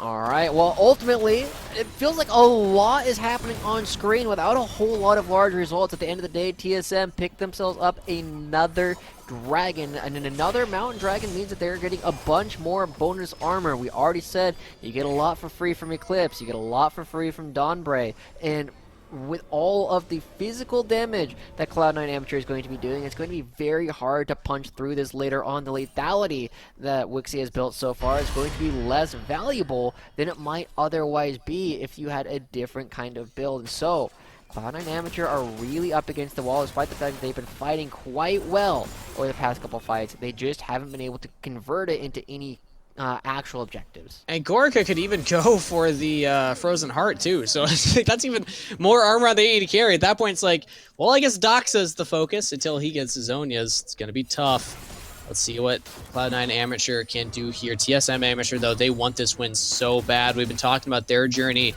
through Proving Grounds circuit so far. They're sitting at 40 points. Minimum they could get is 50. That almost guarantees them a spot at the Proving Grounds qualifiers, but not quite. They'd have to at least get third in the group. But their goal is playoffs. Their goal is to auto-qualify. Their goal is to take down Cloud9 Amateur right now, and they're looking for an XU picked off right here. Doesn't get over the wall, but he does with collateral damage, but still falling from Frost Force. Flashes forward, picks up the kill. Jungle v Jungle violence, but now Speedo on the bottom side onto Eclipse. He's got backup from Breezy, and the Galio ultimate. The combo comes through for Cloud9 Amateur. They'll trade kills across the map. Okay, but it's going to be traded for this Baron. How much is going to be traded as we see piece after piece fall? Material is trading all across the map. There is an age-old question, which is worth more, the Baron or the Inhibitor? Well, the answer these days is pretty clearly the Baron, but you are going to be getting up the Inhibitor for it, as we still see so many members. They do it so quickly. Okay, they get the turret for sure. They get back. That's just going to be the turret. Inhibitor That's stays just the up. turret. That's Big big. win for TSM. 3 turrets for the Baron. In terms of gold, it is still a slight advantage in terms of Cloud9 for now. You get 1,500 gold off the Baron, but the big question is going to be, how many turrets are TSM going to be getting in exchange for this Baron on the backswing? We see another series of fights. XU gets caught up towards the top lane, and this is just crazy active aggression coming out from Frost Forest, knocking him back into the stun. He's got nowhere left to go. You just run him down because you're faster, right? But it's traded for a play on the opposite side of the map, and for the first time in this game, we get to see the insane engage range that Camille Galio does provide, and we also see Breezy come in just to secure everything. They were able to pick up 2 turrets here in the bottom lane, 1 turret in the mid lane, all for the Baron up on the other side of the map. Still 2K up in the lead. Still on Dragonstone point, too. It's 3 dragons to 1, and that's going to be up in a minute 45. Wixie. Let's see what they can get for this, because the Baron will be down by then. But if they can break an inhibitor, if they can create some free pressure on the map, that's huge for TSM Amateur. Right now, they're sieging this mid turret. Cloud9 Amateur are responding with 4 members here, but also still pushing with Speedo topside. A lot of poke damage. Eclipse also pushing bot, and I don't know if we'll actually see a dive come through from TSM. I mean, it's tough. You don't necessarily need to do it because you have the pressure of the Gwen in the side lane, right? They're already hitting the inhibitor turret in the bottom lane. And remember, TSM lost 3 turrets off of the Speedo staying. He's going to 1v1 Doxa. Actually, there's a lot of damage back. Does he go for the dive himself? It looks like he will here. Lots of damage traded. He's going to keep trading down, but he's tanking turret. I think he had a burn or something on him. Doxa with the outplay under the top inhibitor turret. TSM, they get the bottom inhibitor. Big swing for them yet again. They cannot lose in this game right now. Cloud9 Amateur, they're floundering. They're floundering. What are they going to do? Frost Force looking for something to teleport on Doxa available. All right, they locked down Gorka. Can they kill him? The answer is no. They got to peel back because Frost Force goes in. Even Captain Shrimps uses the ultimate backwards. XU says, okay, we gotta make the play happen right now, but look at the clips onto the backline. The Gwen cashes Captain Shrimps along with Wixie under the turret. They will fall onto the turret. Cloud9 Amateur will go down. TSM Amateur, they've woken up, everybody. They had their coffee, they did their morning stretching routine. Teeth have been brushed, hair is combed, and they will take down Cloud9 Amateur in game number 2, bringing us to a full 3-game series. 4th seed versus 1st seed. Cloud9, you already qualified for Proving Grounds, but you still got some competition here. TSM, they came to win. They got a final kill at the end, but at the end of the day, everything we said about these compositions comes true. The Gwen becomes impossible to deal with because the melee champions can hit them, but the ranged champions cannot. It is a brutal spot for all of Cloud9 Amateur at the end. It really comes down to, you know, the difference in the fact that they were the only ones that made flubs early on in the game, unlike in game 1 where both teams did, and Cloud9 were playing from such a deficit. I will say the first turret dive from TSM Amateur wasn't the cleanest. They did trade 1 for 1, but it was the fact that Gwen got to a better lead. Gwen actually won that because he got Blasting Wand, was able to walk back to the top lane, so you save your teleport, and then we saw that save her in that one, the dive that Cloud9 tried to pull out later because you had that extra health from the Ruby Crystal. So it actually did end up making a difference, but the big thing was Cloud9 Amateurs failed dive topside. They had Breezy commit time going topside. Everybody was going up there, so let's actually take a look at that play because I believe that's the first replay that we have to watch. This was the big moment that TSM started to run around with the game. And it's just rough. Remember that we were looking at all 4 members. You got Captain Shrimps and Breezy walking up towards this top lane to go for this dive, and Speedo walks in, takes a, I mean, I think you said you take a turret shot at something here. Right there. It is, and it is just too much damage at the end. But Captain Shrimps had already walked back towards mid lane. Breezy's on the wrong side of the wall. It takes him too long to come over to the fight, and what should normally be a 3v1 ends up becoming a 1v2 that the Gwen is able to turn around. So props to Eclipse for defending a beautiful line. Not sure who called the ambulance on that play, but I think the Cloud9 Amateur was definitely hoping for that one to arrive a little earlier, not after the game already happened. But yeah, from that moment forward, Eclipse was so far ahead. Nobody could answer the Gwen. We did see one play at the Dragon where he did get picked off alone with the Camille locking him down, everybody else dogpile on top of him. But other than that, completely unanswerable. Yeah. And we got to a point where TSM had just too big of a lead. Yeah. I mean, you said no one can deal with the Eclipse, but hey, what if 5 people can? You end up seeing the dog pile right here, just as you said. But one thing I also want to point out during this fight between Eclipse and Speedo is, while this is happening, you see the True Shot Barrage, it actually forces Wixie's flash on the far side of the fight as well. But we end up seeing 4 people die, but Wixie's out of the fight, Speedo's out of the fight, and so even though TSM are the ones that lose a member, there are too many low health bars on the side of Cloud9 for them to continue this fight, and it does mean that the Mountain Drake does go over to the side of TSM. They continue their stacking, and Cloud9 continues to flounder because their engage tool in the Camille is just not strong enough at this point. And Speedo even teleports back in, so they also lose the TP for this play. And then TSM says, yeah, we're just going to walk away. We're done. That was their, I believe that was their second Dragon at that point. It might have even been their third, but second. Yeah. They were stacking up the armor too. It was, Cloud9 needed to play more for the early game, win the early game to make sure that they were ahead so that Varus could actually put in work. Wixie, 3-0 after laning phase, but then we saw just how little damage he was able to do because the passive armor from Tarik's W, the passive armor from Gwen, even Gorka building towards armor as well. And then it'll come down to that final fight at that inhibitor where we all saw it come to fruition. TSM Amateur, again, too far ahead, able to just kind of walk all over Cloud9 Amateur, honestly. So let's take a look at that one to close this out. 80 carries just in general, right? Because one, you know, you just had Doxa just going back and forth, outplaying Speedo here for a second time in a row and just not giving him the ultimate that would probably have gotten the kill. And it ends up just being brutal. Like, this is the Doxa we've been expecting, but at the same time, you've just been poking out Wixie over and over again as this LeBlanc, and eventually, when you have extra members to play with, you can just go super aggressive. And as we said earlier, I wasn't super fond of the Graves into the Gwen because as we see the Gwen dive in here in just a moment, you're not going to be able to do any damage to this guy. He's going to just throw down the W, and if you're standing on the wrong side of it, look at the fact that neither Wixie nor XU can even touch him. He's able to just like walk forward and isolate a duel up against Captain Shrimps, and the rest of the team is able to follow him up with the pressure he's able to create, and it's just a clean win coming out from TSM Amateurs. They're trying to find their way out of groups for the first time in the circuit. They're hoping for it, and man, bringing the #1 team in their group to match point already to start us off here. This is Seed 1 versus Seed 4, technically, based on how the seeding had happened going into this. So this would be big for TSM Amateur. My predictions, I said they'd take at least one. Let's see if they can take another. We're going to send it to a short break before we come back for this final Game 3 in this series. You will not want to miss it. So we'll be right back after this.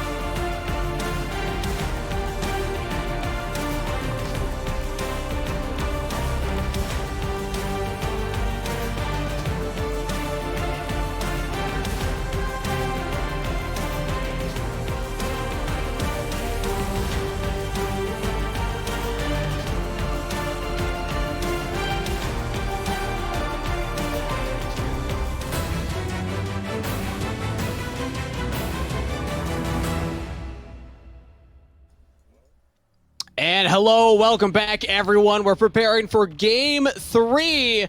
TSM Amateur versus Cloud9 Amateur, and we got a series on our hands, Joshi. Can't wait to see what happens here. But before we hop into that, we got to do some due diligence, catch up on what's happening elsewhere in the tournament for the games that we have not been able to broadcast. There's some spicy stuff happening. Break it down for me, Joshi. All right, so to start, the one that might be surprising a lot of people is the fact that the OQ team, the one that won the OQ, and they're also called OQ, took down Resolve 2-0 already. And that's one of the big things that we got to pay attention to in Group B, is we already have our first result of the day. We're also getting a little bit of information. Well, this one affects the matchup that we're currently watching right now, so OQ might be another team to watch, but Conviction also is going to be showing up against EGP. They're currently tied 1-1 and headed towards a Game 3. And Conviction was one of the teams that we were looking at as like probably not going to have a big opportunity to play up against Wildcard Red and Evil Genius's Prodigies, but already showing up on day one. So very exciting stuff. Impressive stuff. That's awesome to see. And yeah, over in the Group A, that's where Conviction versus EGP is going right there. But just a reminder, we are still 1-1 in the TSM Cloud9 matchup right there. So we'll see if that updates later on. It's going to be a 2-1 for Cloud9, but TSM, based on that last performance, still looked incredible. But yeah, I mean, it's awesome to see. And I believe that we also have... no, that's all that we have to update on for right now. So yeah, well, AoE Randoms is currently 1-0 true. over Supernova, which is not super unexpected, but it is something worth paying attention to over in Group D. But we haven't gotten the results of the second game on that one yet. So we'll keep updating everybody as the day goes on, and we can. But yeah, congratulations to OQ for already picking up the first win in this group. So let's talk about what's happening elsewhere in this group right now, Joshi, because we got a tight series ahead of us here. A very different look from TSM Amateur, and all I can say is, as much as we were memeing, they've woken up and they are ready to play right now. So let's talk about it from each team's perspective in the series currently. Let's start on the winning side. TSM Amateur, you just took one off of Cloud9.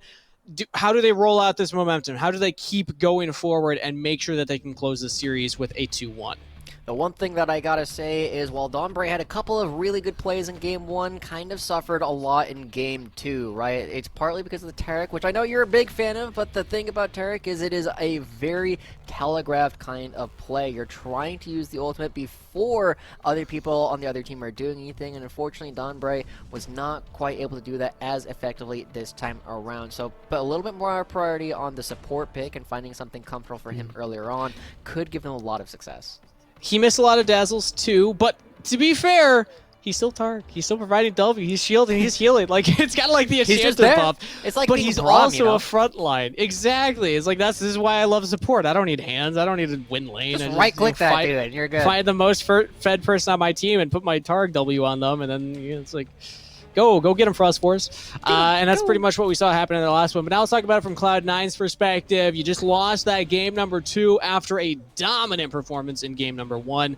What happened, and how do they prevent that from happening again in game number 3? I gotta say, I'm not a fan of the Graves in this draft, right? Like, Graves, I think, is okay into a lot of champions these days just because he always does the same things that Graves typically does, but when you're picking a ranged champion into a Gwen after the Gwen is first picked, like, you're not being surprised by the matchup that you're going into. It does make your life a little bit more difficult. So opting into something like the Lee Sin or the Xin Zhao that we know XU has had a lot of success on so far, I think will give them more success later on in the draft as well as later on in the game. So I think that's some of the early draft things. The one other thing I would start looking at is Speedo on Camille looked okay.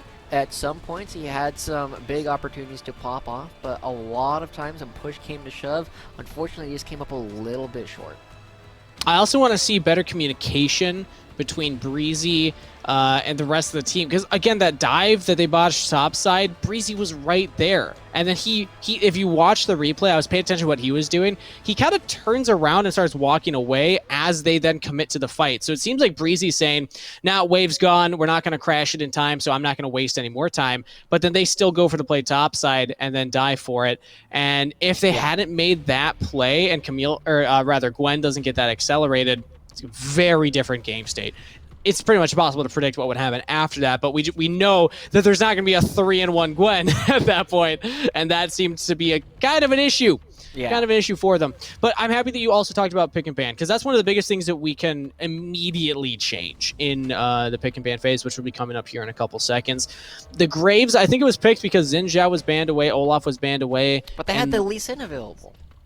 Okay, yeah. Because it went over. They picked options. Camille Graves while the Lee Sin was still up, and they ended up getting played by Frost Forest, and he had some good plays on this Lee Sin. He did a lot of the things that Lee Sin needs to do, so it does raise some questions, like, is there a matchup that he's really fearing for with the Lee Sin? Is it not something that they have as much flexibility with their roster? I guess we'll find out as we are going into Game 3 and Cloud9 shifting over to the blue side of the map.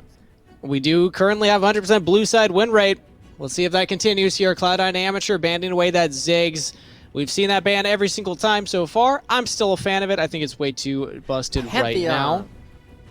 Pantheon, yeah, that would be what's been happening throughout so far. But I'm wondering if there's going to be any adaptations. Has there been an issue with any of these picks? I mean, I can't really identify one champion that was like, oh, this was out of control, and that's why the game swung in one favor. So I think we might just see a run back in the bans. Yeah. Oh, there is one, That was though. going to be the one that I was kind of going to point to, not because it got, like, really big and popped off, but just because it was so obnoxious to deal with. Right? Yeah. Like, it's so hard to lock down as the Camille. It's difficult for the Varus to deal with, and because LeBlanc is just one of these champions that unless you have other things that can just run at LeBlanc and lock her down for the rest of the team to follow up, it's difficult to deal with, and Captain Shrimps wasn't even able to do anything about it in mid lane. So, going back to kind of a Game 1 draft in a lot of ways.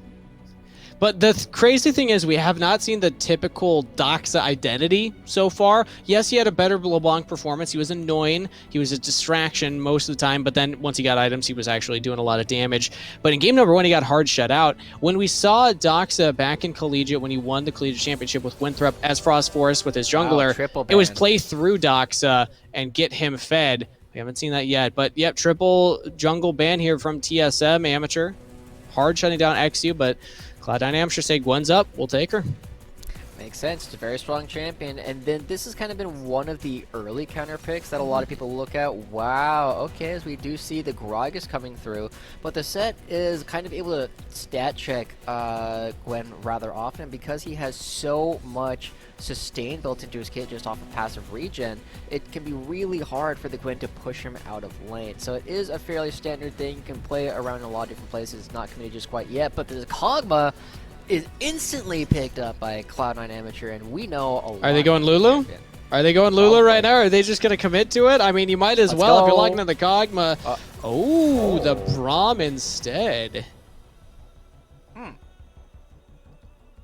It's an angle. Okay, yeah, it is an angle. I mean, typically on the Kog'Maw, a lot of people will typically build him in an odd way, right? You will often see people go Kraken Slayer, which is unfortunately not very good. The items that you typically want to build on this champion first are the Wit's End is the common thing that you see built most often, or the Phantom Dancer is actually starting to come as a first item, right? Because after 4 auto attacks, you get a lot more attack speed, and most of your damage doesn't come from your items per se. It comes from applying your W. So the extra attack speed there makes him very dangerous against this really beefy front line that TSM has already drafted.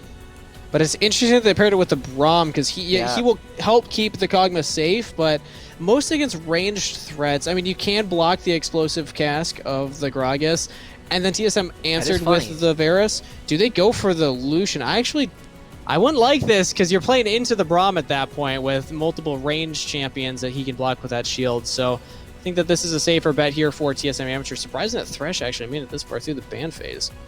Well, you got to really shut down Doxa at this point, right? You're seeing a bunch of bans going towards his way, and it kind of makes me wonder if we're going to see something a bit more spicy coming out of him. Okay, we'll talk about this Kindred in a moment, but I'm kind of looking at, like, Sylas or the Zed. The Zed is actually suddenly a real threat.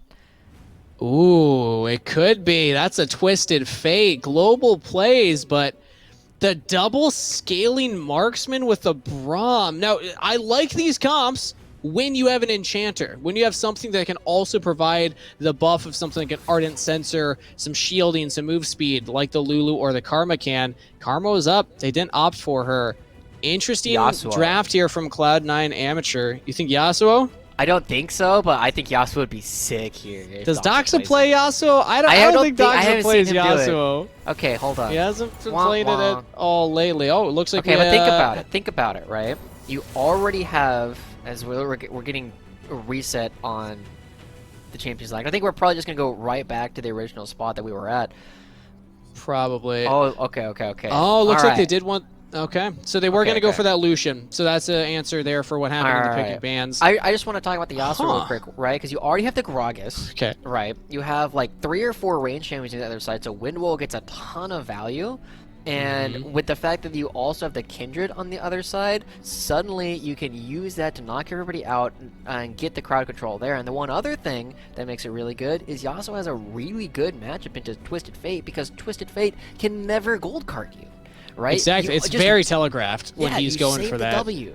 So it's a very interesting spot for the Yasuo to actually get picked up, but we are going to have to reset the champion select due to the fact that, you know, it's just how it goes when people have certain champions and we're not on the tournament realm. You are going to have situations where sometimes people don't have every champ, and it is going to be a Lucian Surprisingly. as the last Yeah, lock-in coming out for The TSM. Lucian is interesting for me because I didn't like it when they were hovering it. You're playing that into Braum. That's going to give you Lucian, Varus, and Gragas against Braum. Suddenly, this Braum that I was like, this is picked way too early in the draft. They can just draft around this.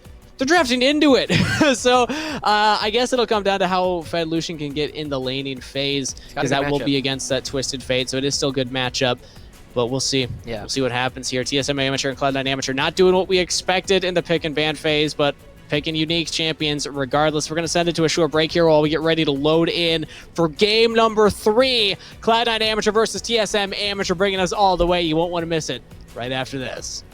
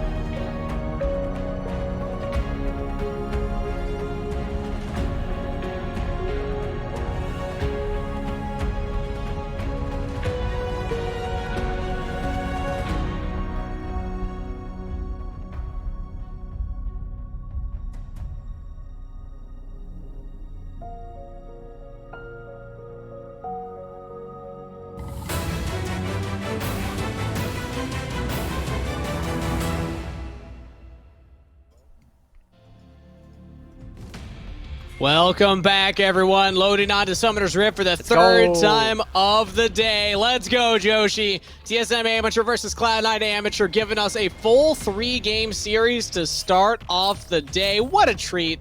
And I wouldn't want to spend it anywhere else with anyone else. So thanks for being here, Joshi. I love this whole transition that we've been getting where people have been like looking at all the animals in Summoner's Rift, and we're gonna have to like name everybody in the zoo at some point. Maybe we can ask Alora and the rest of the zoos to give us some imaginative names. So we are in a spot where we were asking, what is going on with these compositions, Kangas? It's a very odd set of things that people are doing, but I do want to highlight that Captain Shrimps has played more Twisted Fate than I think any other champion so far during the summer, and it is something they have a lot of experience with. So hopefully this like comfort that they're going to have on this champion should override some of the initial questions we had as we looked at it.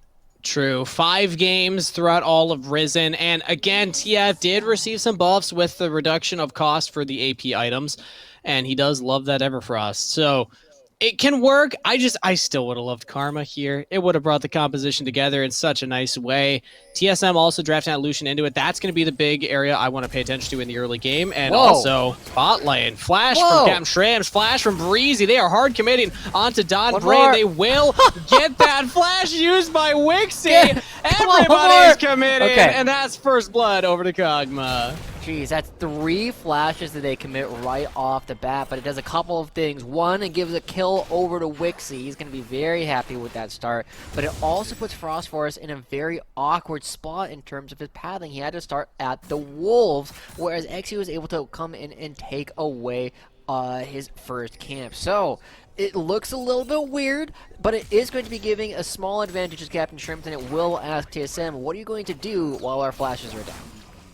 It means that Wixie and Breezy are actually kind of susceptible to a gank bot side if Frost Forest wants to go for it early. But that gold on Kog'Maw, that means that he's a little accelerated himself. So what will happen next? We'll have to wait and see here. He didn't get to back. Wixie is just right into lane, so that hasn't been spent gold. It's just going to feel good on that first back. But yeah, let's get used to that mid lane matchup. Dox is probably going to be doing that a lot to Captain Shrimps. Yeah, it's a very rough spot overall for Twisted Fate normally, and now they have no flash. You have even less tools to fight back, but Speedo goes in. He has Ghost. Eclipse completely whiffing. Oh, no, he's still dead. Speedo with Ghost can flash him down and get the kill. Speedo in another 1v1 takes down Eclipse. We're missing something there that we have to praise a lot of really smart players for doing. Normally you think that you can use the flash just to create vision, but this time Speedo doesn't have flash. He has Ghost, and he's going to have the movement speed long after you flash away, and it means that Eclipse had to flash over the wall there in order to keep himself alive, and it means that Eclipse is now going to be on the receiving end of a very strong win. And the lane's still frozen, right in place. He's got to teleport topside in a really rough lane position here. But XU isn't interested in punishing a push topside. He's interested in going for this mark on the bottom half here. So he will get this on the Scuttle Crab. Breezy and Wixie had priority down here too. So pretty telegraphed. TSM should know where XU is, and that means they could go for a dive. Okay, I mean, this is not the easiest dive in the world, right? You're still going up against Speedo, and you don't have a whole lot of resets.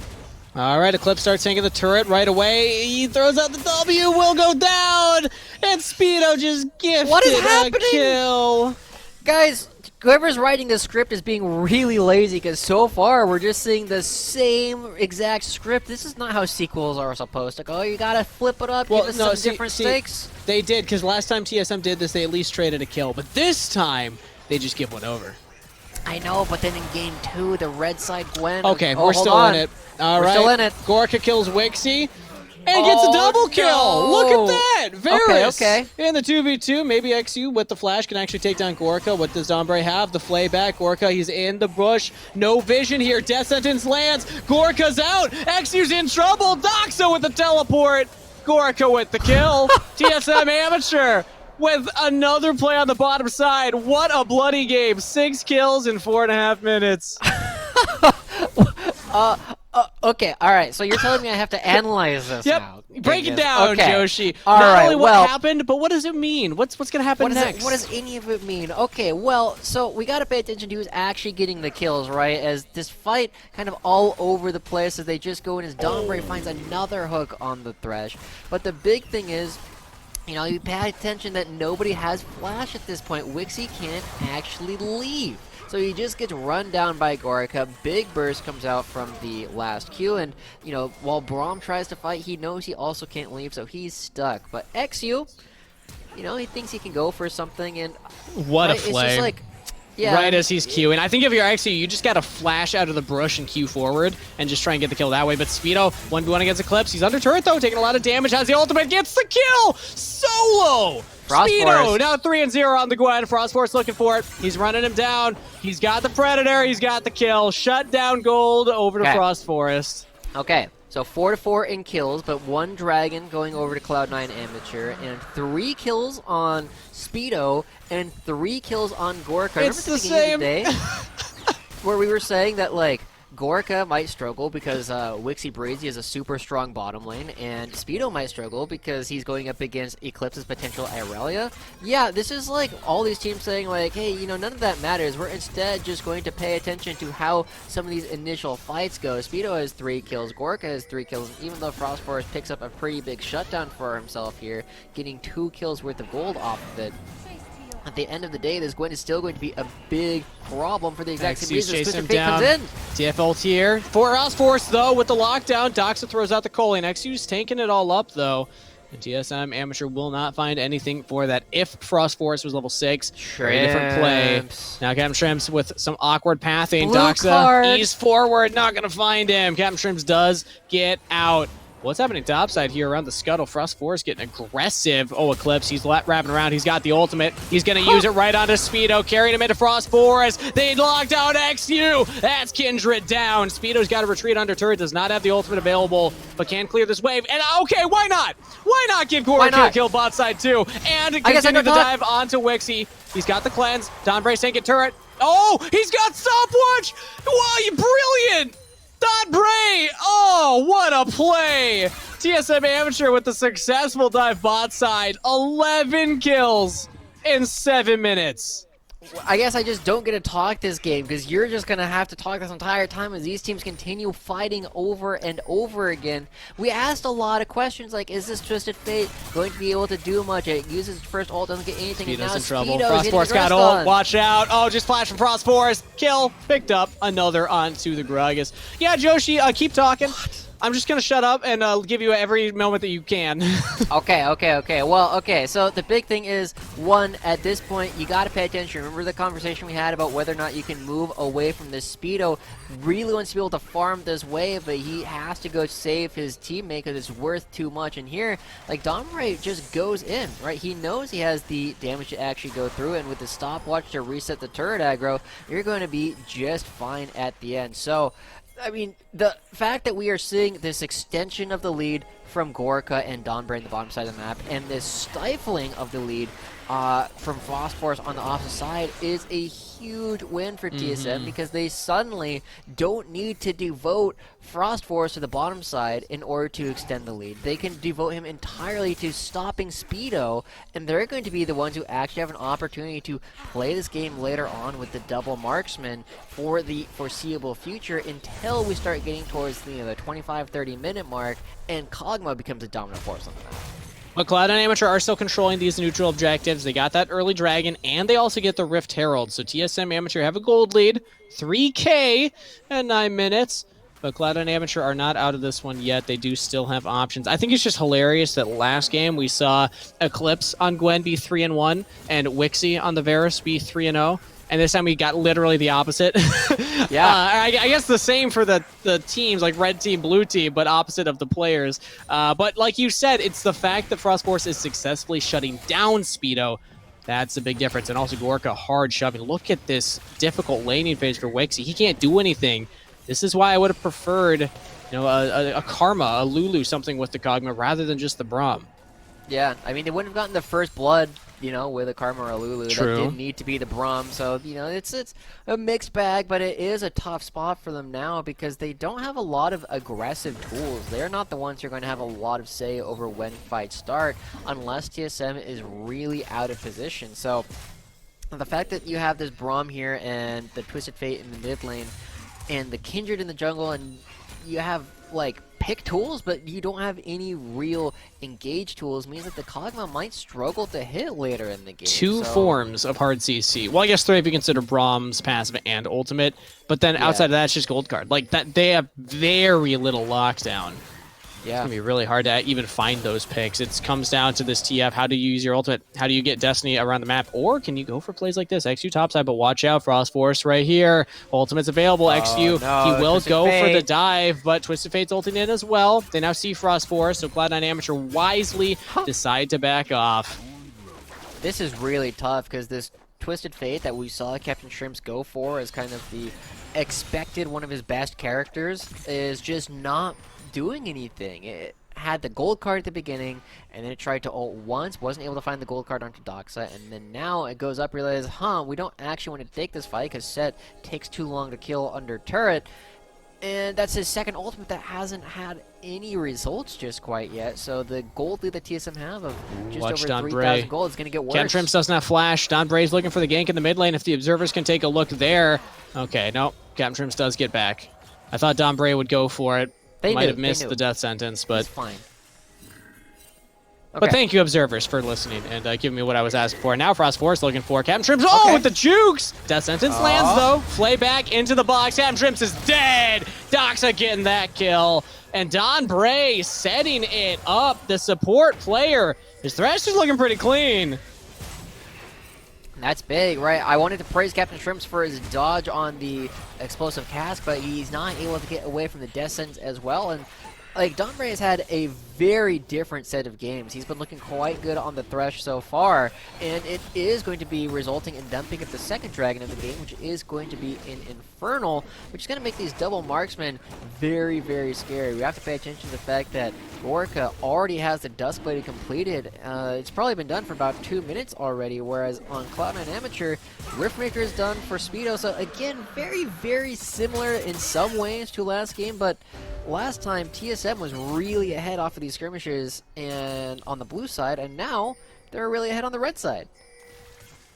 What a performance from TSM Amateur, Joshi. Incredible stuff right now. And this is Captain Shrimps. Oh, dodge. Oh, but he doesn't sidestep that one. And Don Bray with the sniper hooks, picking that one up. TSM Amateur, they find themselves with a 4,000 gold lead. They just tied up the Dragons.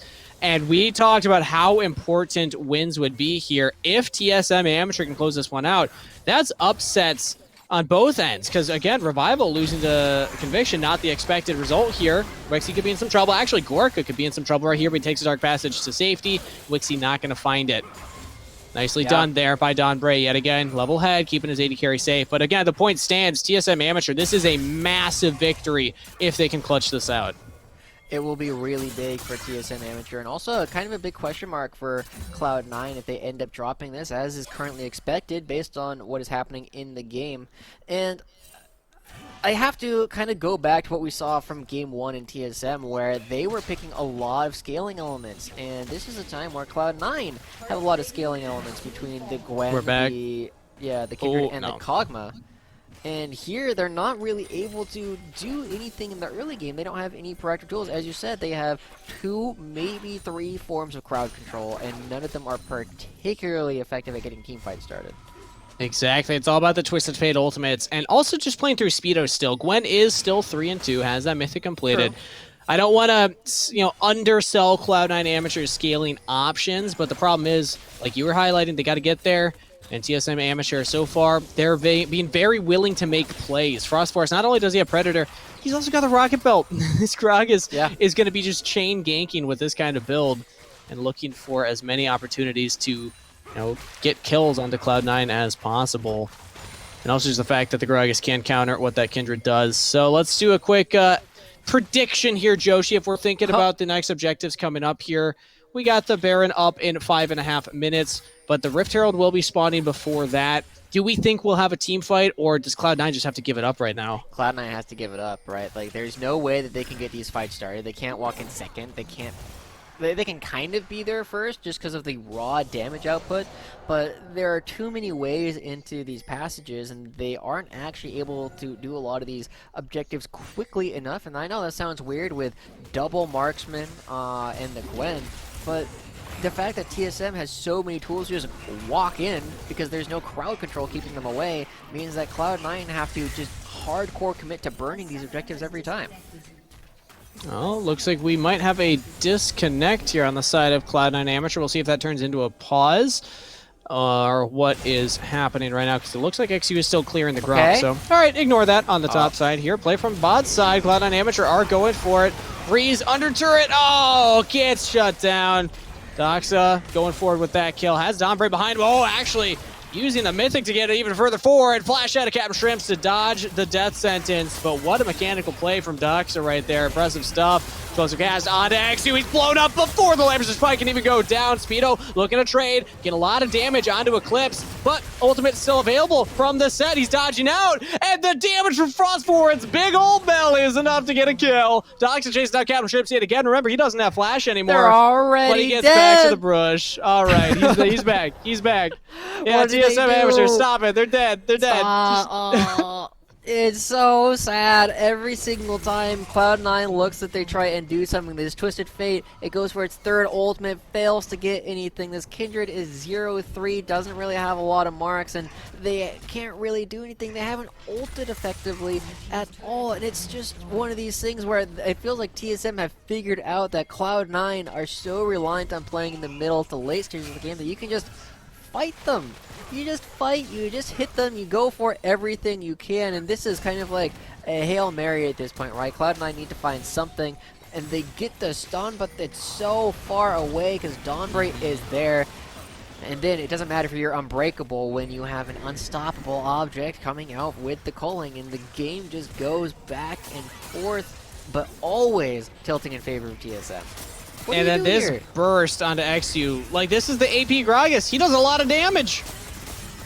Yeah. I mean, you try and go for Eclipse, but as you can just break things down, you can buy so much time, and you see that Frostburst even gets the Q in the right place because he knows what Eclipse is trying to do. Breezy, we're live. probably Breezy's dead again. Yep, Doxa easily, like a laser, slicing through butter. Takes down Braum. Breezy's dead. Another member off the map. Wixie, despite getting that first blood, is just not coming online as his Kog'Maw. He's a full item behind Gorka right now. Did go for that Wits End rush, and hey, at least Cloud9 Amateur get a top turret. Speedo picks that one up, but TSM, they're not doing nothing for it. They are getting kills mid. They're getting this dragon. Yep, they're going to be able to pick that up. Should be able to chain it relatively quickly, and, you know, I don't like saying teams have good fallback conditions, and I say here that Cloud9 don't have particularly good fallback conditions, King, is they have a lot of scaling, right? But it's hard to actually bring it to bear. You have a lot of damage, but because all of your stuff is long range, and TSM are so good at getting inside that range, it's going to be hard to do it. Oh, Captain Shrimp's in some trouble here. He's got Breezy to back him up, and there's a teleport coming in as well from Speedo. Frost Forest is going to go down for this one. Speedo picks up the kill. That's a big shutdown onto Gwen. It's a shutdown, so you get a little bit of gold back, but that doesn't change the fact that you're 7,000 gold down and now get nothing else with it, right? You extend the game a little bit, but as we just said, like, the range that you're playing at matters a lot, right? Kog'Maw doesn't get a free hit like we might expect later on because he doesn't have a front line to stand behind. The Kindred doesn't really have an opportunity to get the damage down because everybody is just in their face over and over. And while this mistake is a bit uncharacteristic from Frost Forest, and, you know, a good heads up from Breeze, just throw down a bunch of wards to prevent the Lantern from getting picked up, it doesn't really change a whole lot of what TSM is going to be doing over the next 10 minutes. TSM still can assert their lead with the gold that they have in their pockets. Gold that they've already spent here as they go for more resets. Pretty much everybody on the map just went for a reset there. And Doxa on the Lucian also very far ahead of this mid lane. It's not just the bot lane. Both marksmen for the side of TSM Amateur are far ahead. And Breezy can only do so much right now. So let's see how TSM Amateur want to approach the mid game. We're at 19.5 minutes in, and they are up a dragon. That Baron will be spawning shortly, and with double marksman, you can actually burst that down very fast. Yeah. I mean, you can, right? Remember, as part of the presentation I did yesterday, I went back and kept track of all of the dragons, excuse me, all the barons that you take. Remember, like, the fastest baron that we tracked was still 13 seconds, right? That's still a long time. to actually go for it, and it changes like your effective threat range on how close the other team needs to be. But the difference between 13 and like 16 seconds is really not that large most of the time. Having the extra marksman is nice, but it is going to be a situation where if Cloud9 knows what's going on, they will almost always have the option to at least try and contest. And they do have that Twisted Fate ultimate too, so they should pretty much always know if there's something going on right there. God. Oh, look at that arrow on a One Wixie. arrow. Is this Legolas?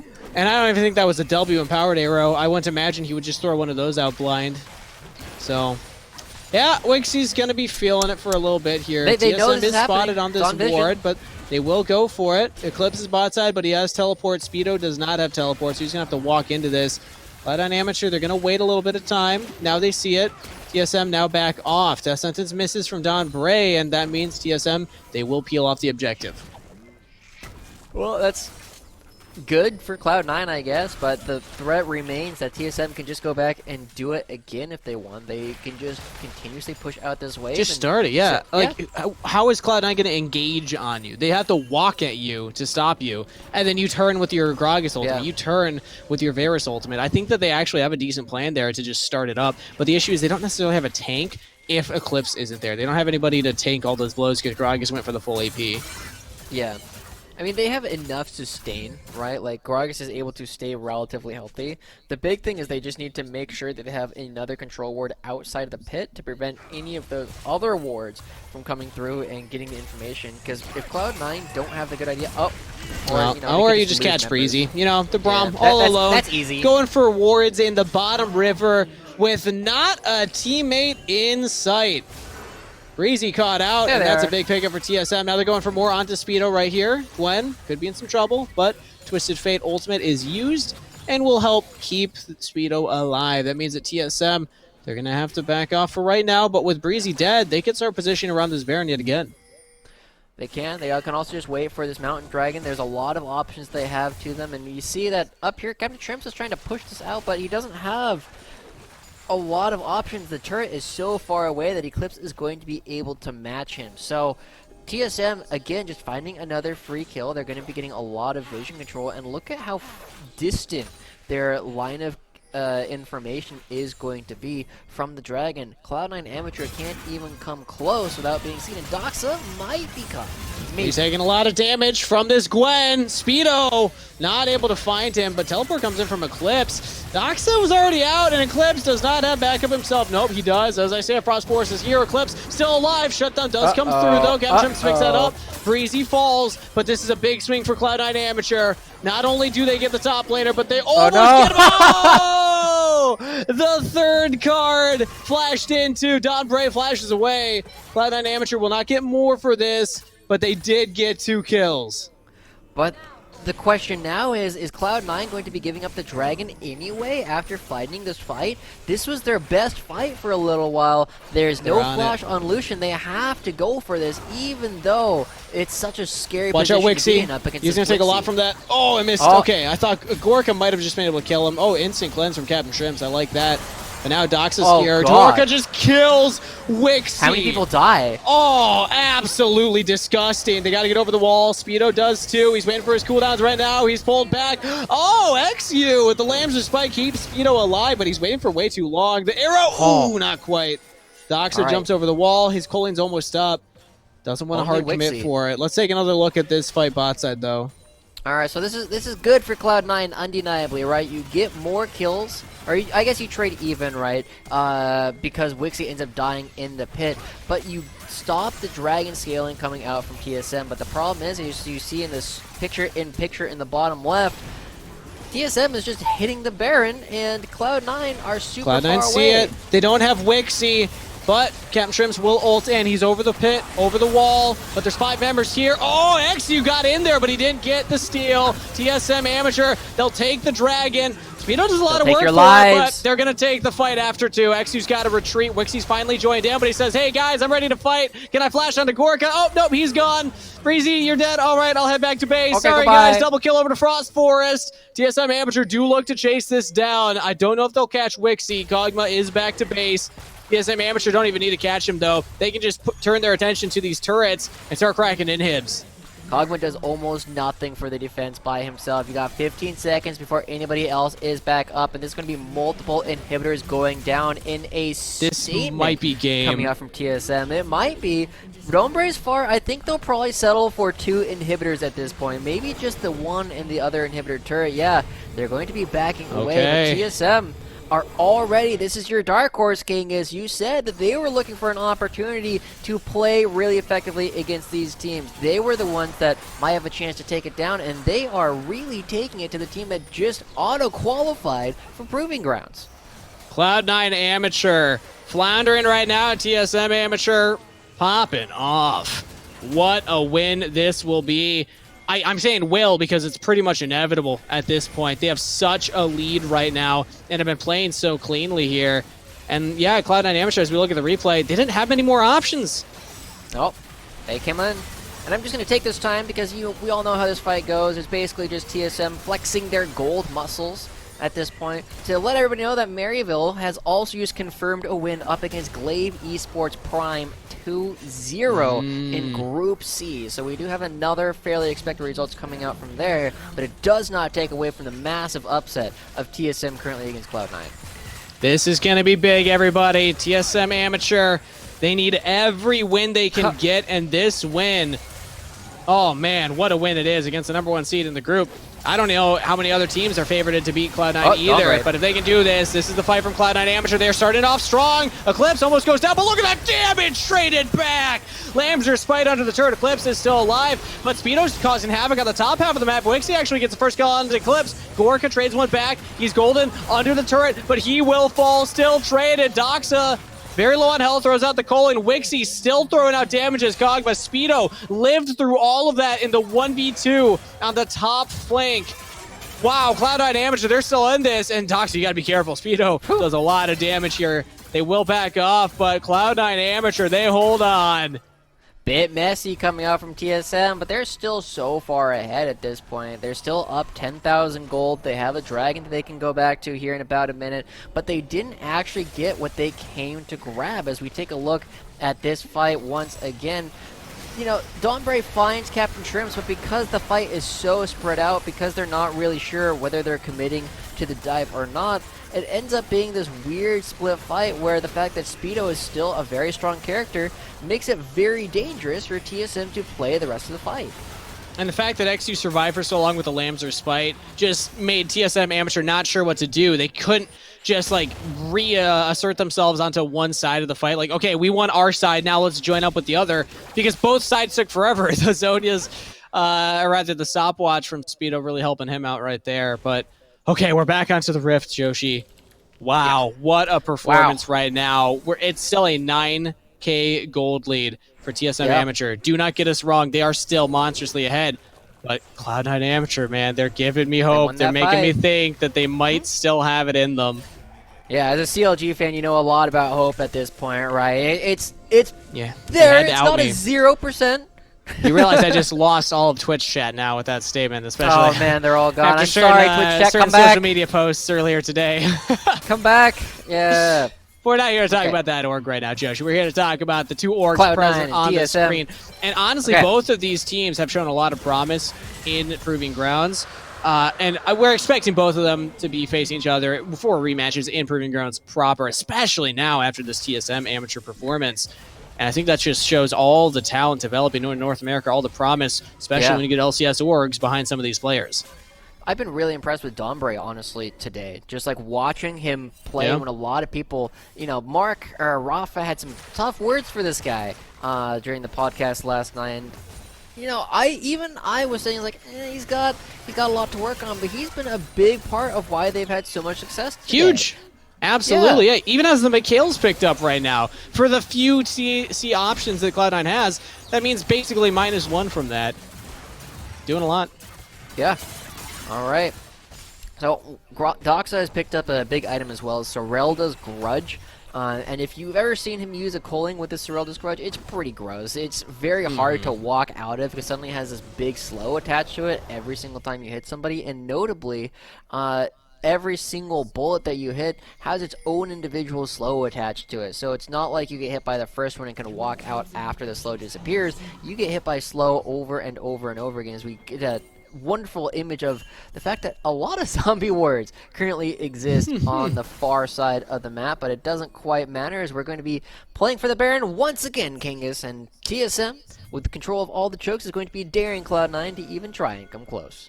30 minutes on the clock right now. Baron up in 10 seconds. TSM getting all these wards down. There's nowhere for Cloud9 Amateur to teleport to, and they're still pretty much back in their base right now, playing very defensively here, trying to push out these waves, get control there first. TSM Amateur, they're not hard committing onto the Baron. They will also get priority of the mid lane and then rotate back towards it, but Speedo is getting some work down bot. See how much he can actually deal while this is going down, right? He does have the control ward to teleport to, but I don't think he really wants to come to No, this. they're going for it. Teleport. It's going to be the Gwen flank, but TSM Amateur, they just peel all back on top of Speedo. Literally 5-on-1, but he's still tanking up through this, but the shutdown comes through. Now the re-engage comes in from Eclipse. Look at XU though! Oh, the Kindred putting in work up here with Captain No Shrimps. way. Takes No down way. Doxa. Can they get more? Breezy Wixie taking down Eclipse in the 2v1, but TSM will win the top side of this fight. It's traded. Wixie and Breezy taking down Eclipse means that they are still in this game. I do not think TSM Amateur can go for this Baron. If they do, they're insane. This is great. We're seeing how good Gwen No is way. at this point, right? They're doing it. Wait. Try and go for it? Wixie, you got to go check this out. He's got his ultimate. He can use this to spot it. Gorka's not attack speed. This is the lethality Varus. They don't take this that fast. And Wixie does have a Braum in front of him. Is this the Wixie angle? The 3-item Kog'Maw. He's got Runax. He's got Gwinsus. Wixie's going to do a lot right here. Chains of Corruption will lock him down. That's a lot of burst damage from Gorka. But the shield comes up. He's down. Wixie's down. TSM just win the fight off of that alone. But they do not get the Baron. Cloud9 Amateur successfully pushed them off. They get an extra kill off of that. TSM very happy with this situation nonetheless, because they can get back. Remember, 25 seconds to walk from the fountain to the Baron, so Wixie's not going to be there in time. But look at how long Speedo actually stays alive in a 1v5 situation, right? It takes them a long time to kill him, but on the opposite side, we also have to pay attention to the fact that it takes Eclipse a long time to die up against Wixie and Breezy, just because he's able to run away and force them to chase him elsewhere in the fight. So, as both top laners die and dive really deep, it ends up being who's able to better focus on all of the other members, and it's TSM come out ahead this time. We're back to live. TSM Amateur back on the Baron. Cloud9 Amateur are approaching. We saw what happened last time they were in this position. Baron secured. TSM got it. Now can they look for the fight? Wixie's joining from the mid lane, but already so much damage. The Sorelda slows. Breezy has to throw out the ultimate. They have disengaged. They're out, but key ultimate's down. Captain Shrimps, half health. Cloud9 Amateur, they cannot fight right now, and guess what's up? 40 seconds for that Dragon. That would be sold for TSM Amateur, but they don't even need it. That's too long for them to wait. They will walk this wave mid. Yeah, there's multiple inhibitors with no turrets to protect them. They should be able to get this one for sure, and if they want to go for the top one as well, they can, but Speedo is top lane. He doesn't have teleport. He's pushing bot side. He's got 4 items on the Gwen, can cut through these waves very fast, but he's realizing, okay, we just lost out of TSM. Let's back off. I don't want to get TP flanked on and then die. If that happens, that's just game. But it's also rough here because if this Mountain Soul goes over to TSM Amateur with this gold lead, you got to consider that game too. This is going to be such an advantage for TSM. Yeah, and Cloud9 Amateur is nowhere nearby. You see that XU is in the top half of the map clearing out some vision. It doesn't do them a whole lot of good to know that there's no TSM members over here when the Mountain Soul is picked up for the opposite side of the map. And so Cloud9, they're continuing to bleed out over and over. The objectives are becoming too much at this point, but the game hasn't ended. There's still an opportunity if TSM takes another fight in a sloppy manner. Yeah, man, Joshi, this game, this is not how I expected this series to go. You said 2-0, I said 2-1, both of us favoring Cloud9 Amateur. But TSM, they're about to do it, everybody. They're about to be the dark horse that I thought they could be. XU looking to stop that, jumping forward. Breezy absorbs the Chains of Corruption, so that's a pretty big cooldown. But even as I say that, it's already a quarter down. Yeah, QSS on Doxa, right? We already talked about how few sources of crowd control there are. When you buy this QSS, you turn the 2 sources into 1. That's 50% gone, and now Speedo has to try and find a teleport to come back, but Eclipse is just going to match him.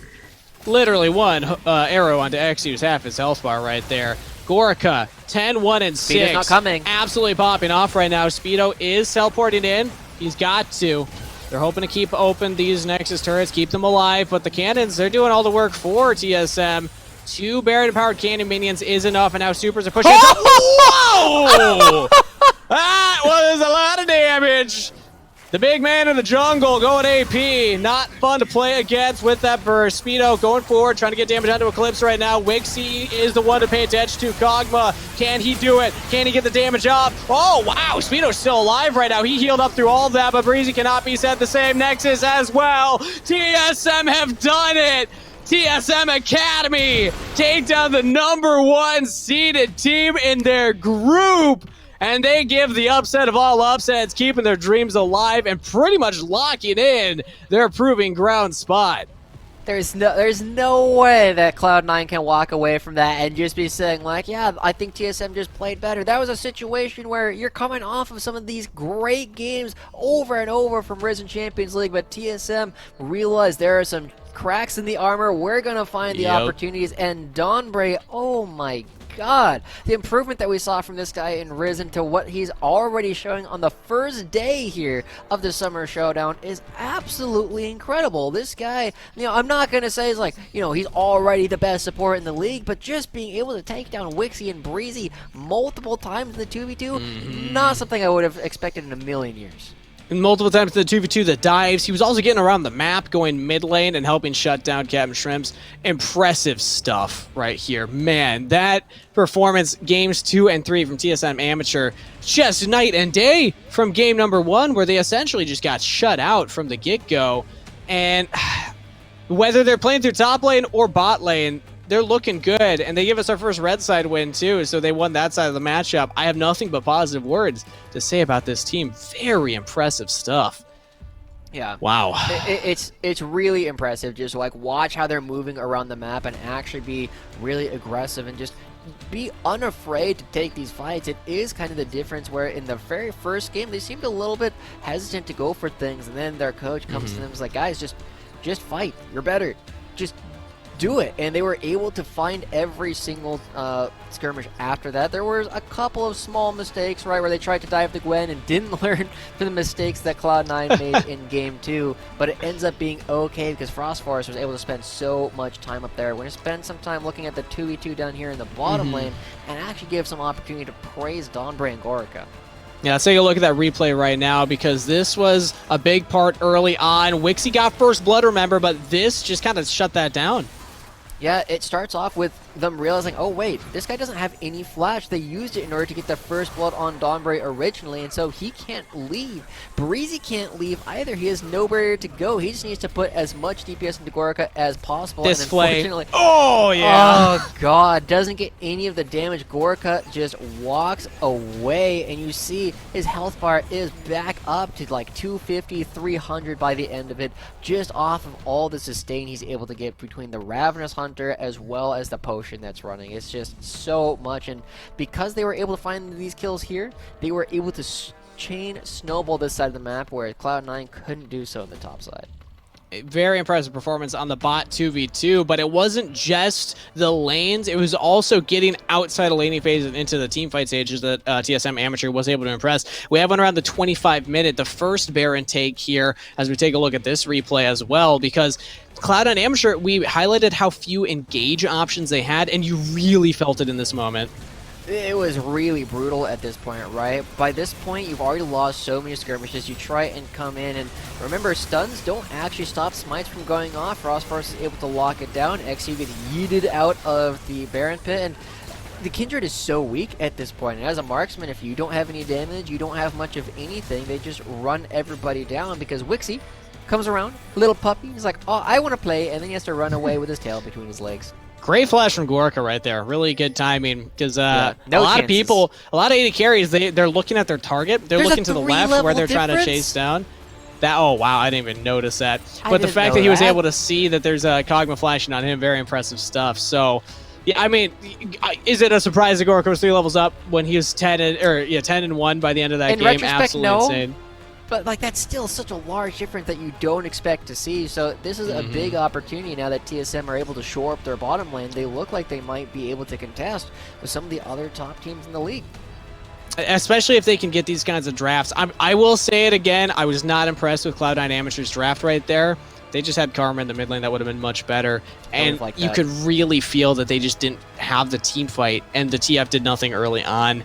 TSM Amateur's composition played out much better. And let's take a look at the final play here around the 31-minute Baron fight, the next one that happened, because this one was kind of every play was the backbreaker. I don't even want to say this was the backbreaker. I would just be this is the last in a long string of Cloud9's right? back just kind of kept getting cracked a little bit more, and now it's a 90-degree angle at this point.